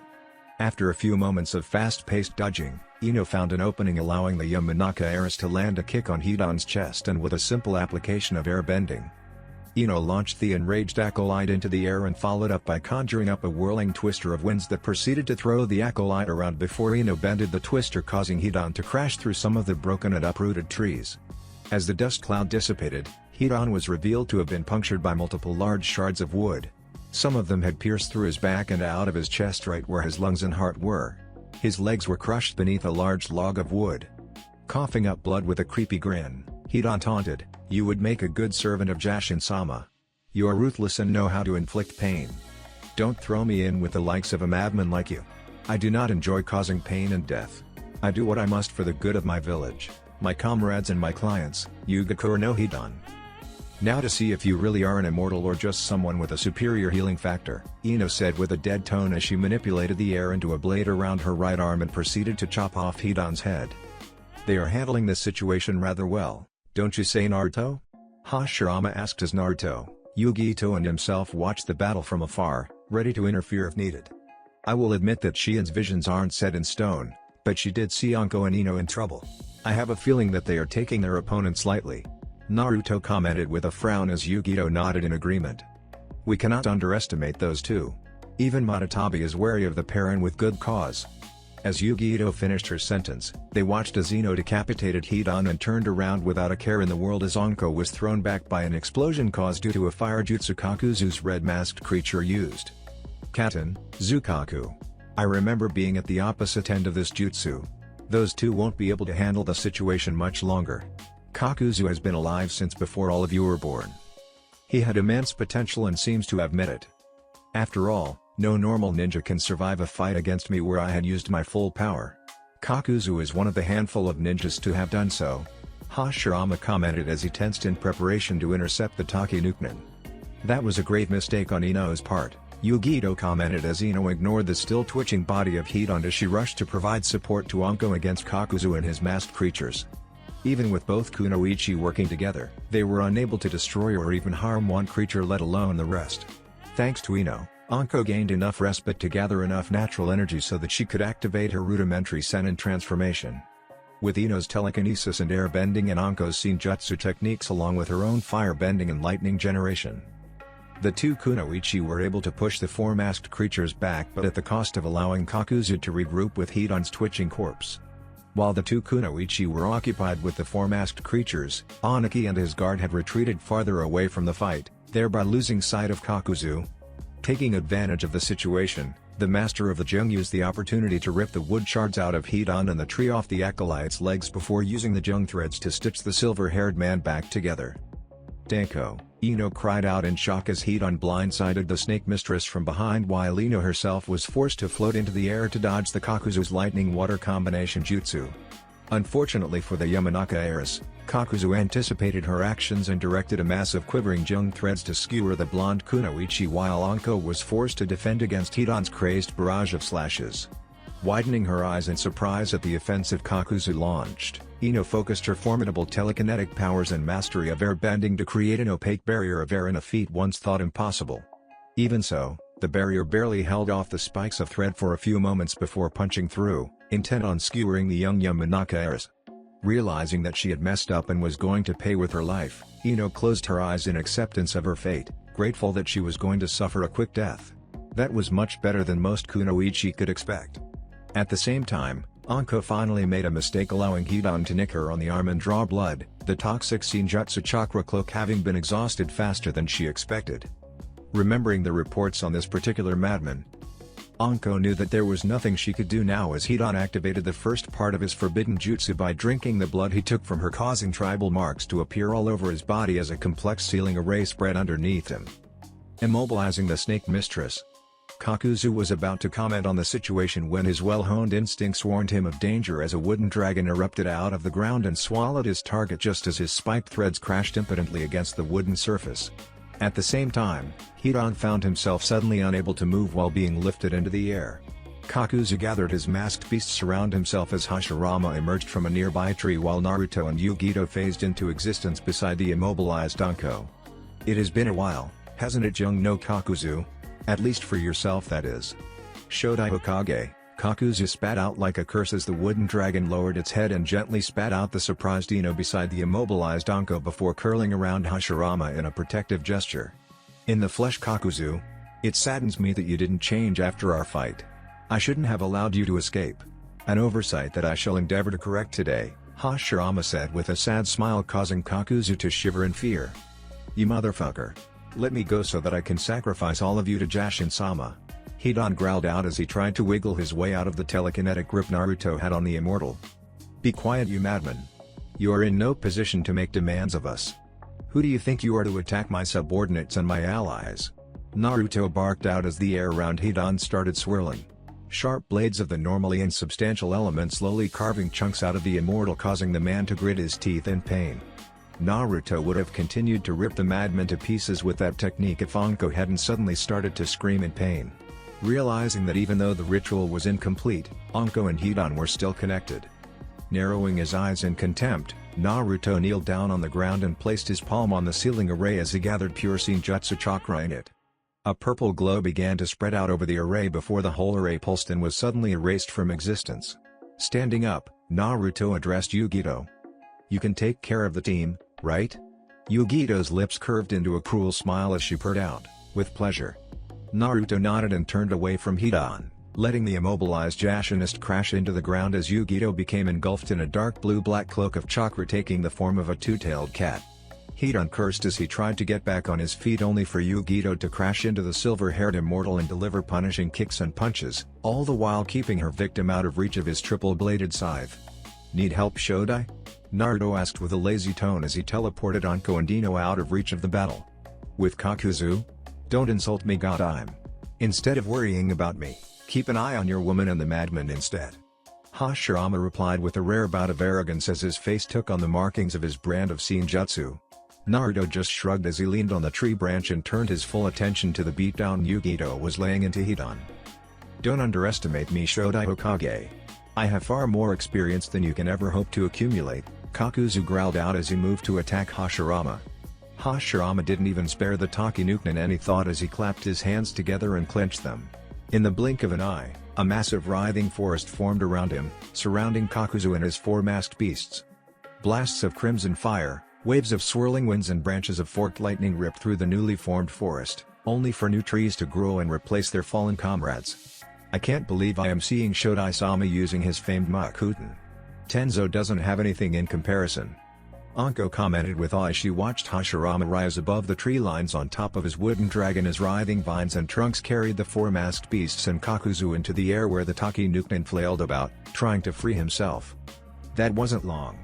I expected Kakuzu to have learned from his original attack on Shodai-sama. Ino commented as the sound of a loud explosion came from behind them, which the three accredited to Yugito getting rougher with Hidan. Damn it! Naruto cursed as he teleported towards Kakuzu, but he reacted too late, allowing Tobi the chance to extract Kakuzu before the wooden trunks could crush the Takinuken. Right afterwards, Yugito screamed out in frustration as Hidan was similarly extracted by Tobi, though the immortal Jashinist was now a lump of burned and torn flesh. Naruto, Hashirama and Yugito regrouped near Ino and Anko as the Tsuchikage and his entourage approached with worried frowns. Taking a deep breath, Anaki addressed Naruto with a deep growl. The Akatsuki are more dangerous than I anticipated. Who was the one to extract those two using the space-time ninjutsu? He calls himself Tobi and claims to be Madara. I have my doubts about his claim, but I have no proof of his identity. All that is certain is that he is a rogue Uchiha and the one responsible for the attack on Konoha the day I was born. He can control the Bijou? Hashirama asked with alarm. Naruto just nodded in acquiescence as Yugito asked, is he a threat to us Jinchuriki, Naruto? Yugito asked with a worried frown. Yes, Naruto stated with a sigh, causing Anaki to gasp in realization and state, I need to warn Han and Roshi of the threat. They will know soon enough, Yugito said, surprising the Iwanan. How girl? Anaki growled out in annoyance, expecting a prompt reply. The aged Tsuchikage got his reply, but not from the girl but from Naruto. The Bijou can communicate with each other if they want. The Jinchuriki can be included if necessary. Distance has no meaning to this form of ninju. I see, was all Anaki said before stiffly addressing his guards. Let us head out. The sooner we are back in Iwa, the better. Hi Tsuchikage-sama. His guards replied in stereo as Anaki turned his attention back on Naruto and his group. Thank you for the escort, Hokage, but we must be off. The border is close, so I believe that it is best that we part ways here. Naruto nodded stiffly as he replied with an emotionless tone, as you wished Tsuchikage Dono. I shall see you again at the Gokage meeting. Anaki nodded in agreement as he turned and rushed away with his guards leaving behind Naruto, Hashirama, Yugito, Ino, and Anko. After a few moments of silence, Anko spoke up with annoyance. You are welcome, you old coot. That's enough, Anko. We are returning to Konoha immediately. Naruto ordered, causing the snake mistress to nod in acknowledgement as Naruto teleported all of them back to Konoha. Dusk was falling, throwing shadows all around the office, hiding the faces of the 7 individuals in the shadows. If one could see through the shadows, they would witness an alarming scene. The Shodai Hokage, the Nidaime, the Sundaime, the Ondaime, the Godaime, the Anbu Commander and Senjutsu Tsunade were assembled in the darkened office of the Hokage with grim expressions on their collective faces. Akatsuki is far more dangerous than I expected. To be bold enough to attack the entourage of a Kage in an attempt to claim the bounty of the Kage in their guard is not something we can ignore, Tobirama stated, getting nods of acquiescence from the rest of his group. Kakuzu always was too prideful for his own good. It seems that overconfidence has also taken root in his mind, Hashirama said with a frown on his usually jovial face. What are you planning to do, Naruto-kun? Hiruzen asked with concern. Naruto hummed in through before stating, there is little we can do except anticipate the movements of Akatsuki. With Tobi being able to bail out all the other members before we can take care of them, Akatsuki has become a far greater threat than originally anticipated. You must have some idea on how to handle the situation? Benihime, the Anbu commander and Naruto's mother, Kushina, asked with a hopeful expression on her beautiful face. I do have a couple of ideas, but until I can discuss them with the rest of the Kage, they are infeasible. If the others agree to my proposal, then a joint task force will be created under the command of an experienced S-rank shinobi. The sole purpose for the existence of the task force will be to investigate and run interference against Akatsuki operations. If we are lucky, then the task force will be able to thin out the herd, so to speak. Everyone nodded in understanding as Tsunade spoke up. A bold proposal, Naruto. I am sure you already have someone in mind to lead the task force. For the little time I have known you, you never make half-assed plans. Naruto grinned at the and turned a pointed stare to the 4th Hokage, causing the blonde man to mentally curse at his son's plan. Taking a deep breath, Minato spoke up. While I may be well respected by Konoha and Suna, with Kiri being neutral, I am feared by Iwa and Kumo. That will cause some friction to appear in the task force. You will have to choose someone else, son.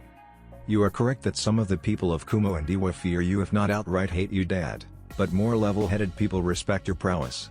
I am sure that even the old goat will agree with you leading the task force. Show some respect for Ryotenbun no Anaki, Naruto. He has been a Kage longer than even Sundaime-sama, Kushina scolded before blushing at the amused stare she received from the 5 Hokage and Tsunade. Ah, the wonders of motherhood, Hiruzen teased, causing Kushina to blush in embarrassment. Now is not the time for lessons in proprietary, Commander. Besides, Anaki was and still is as stubborn as a mule, Tobirama said, causing Hiruzen to snort in amusement. There is no doubt about that, sensei. Anaki has changed very little since the Second Ninja World War, Hiruzen said before turning serious again as he continued speaking. Anyways, back to the topic at hand. I agree with Naruto-kun's assessment that even Anaki will agree with you being appointed to lead the task force. He already respects you and consider you a rival. Mei will probably not object. She has little reason to do so. Only the young Kazekage is unknown. Gaara will agree with my decision. He respects me enough to agree with my proposal, Naruto said with conviction. And I am sure that the fact that both of you are Jinchuriki has no bearing on that support. Tobirama asked with narrowed eyes. That does have a lot of clout in our relationship, but the fact that I helped him make the deal with Shukaku to work together is what gained his trust and friendship, Naruto said with a grin. Tobirama nodded in acknowledgement before Hashirama asked, who will be the other members of the task force? I believe that anyone who isn't high A ranked should not be allowed to participate in the task force. I already have Konoha's members sorted, Naruto said as a silence descended on the group as the rest waited for Naruto to elaborate. After a few minutes of silence with Naruto displaying no intention to elaborate, Tsunade finally spoke up. "Alright kid, who do you plan to nominate?" "Uchiha Sasuke and Madarashi Anko with Momochi Zabuza from Uzu. I expect Gaara to send out his sensei, Baki. For Mizu, I will be requesting the Rakubi Jinchuriki Utakata and 2 others at Mei's discretion. I hope that Aniki will be sending Han and Roshi, the Gobi and B Jinchuriki. I have no idea, but I am sure that he will probably send at least Daru, the son Daime Raikage's only student. That is a powerful lineup and should be able to handle most of the Akatsuki members without issue," Hashirama said with an impressed expression. After his resurrection, Hashirama had spent some time getting acquainted with the current bingo book, so he was peripherally acquainted with the reputations of everyone named. "I have a single issue. I believe that Uchiha Sasuke is still inexperienced to take part in such an op," Tobirama warned. "He has mastered his eternal Mangekyo Sharingan. I am sure that he will be an asset against Tobi," Naruto said with conviction. "Not to mention that he is becoming quite the master in firebending and lightning generation. He will be a good addition," Hiruzen said in support of Naruto's decision. "Be that as it may, I still think that Uchiha Sasuke should not be placed on the task force. He is young and imprudent. He is bound to make mistakes and his being called a so-called genius has had a bad effect on his ego," Tobirama declared with a frown only for Hashirama to deny his younger brother's statement. "Uchiha Sasuke is nothing like Izuna or Madara. He is more like his grandfather, Uchiha Kagami. Shrewd, cold and level-headed. He is a fine choice for the task force. You are letting your bias against all things Uchiha blind you to young Sasuke's prowess and personality. There is also the possibility of assigning Uchiha Itachi to the task force. I just received notice of the fact that the team led by Sakura consisting of Sasuke, Neji and Kiba were successful in their mission to track down and capture Uchiha Itachi. They will be back by evening, the day after next," Naruto said, causing Hiruzen to flinch as the rest of the group nodded in acknowledgement. "I can't believe that you allowed such a patriotic shinobi to be marked a Nukenin when he should have been heralded as a hero, Sarutobi Dono. In fact, if Naruto-kun wasn't made the god Daime, I am sure that Itachi would have made a good one," Minato said, causing Naruto to get a mischievous glint in his eyes. A glint that caused Hiruzen to shiver in fright at the memory of some of the horrible pranks Naruto used to pull right after gaining a similar mischievous glint in his eyes. "Does anyone object to having Itachi transferred to Uzu to form a branch of the Uchiha clan in Uzoshiogakure?" Naruto asked, getting confused looks from everyone. "I have no complaints, but why?" Hashirama asked as the rest nodded in agreement, causing Naruto to give them a mischievous smile. "Uzu needs a Uzukage. I plan on having Itachi be the first Uzukage of the reformed Uzoshiogakure no Sato. I can't handle both hidden villages as their cage after all," Naruto explained, causing Hiruzen to groan in realization of what was Naruto's true motive. "You want to use Itachi's reputation to protect Uzu, just like you fostered your and Sakura's own reputations in a bid to protect Konoha, right?" Hiruzen asked, getting an enigmatic smile from the blonde god Daime as a reply. "I don't know what you mean, Gigi. I am just thinking of how to make both Itachi and Konoha more comfortable with the reveal of Itachi's sacrifice. I am sure many civilians would be hard-pressed to trust Itachi.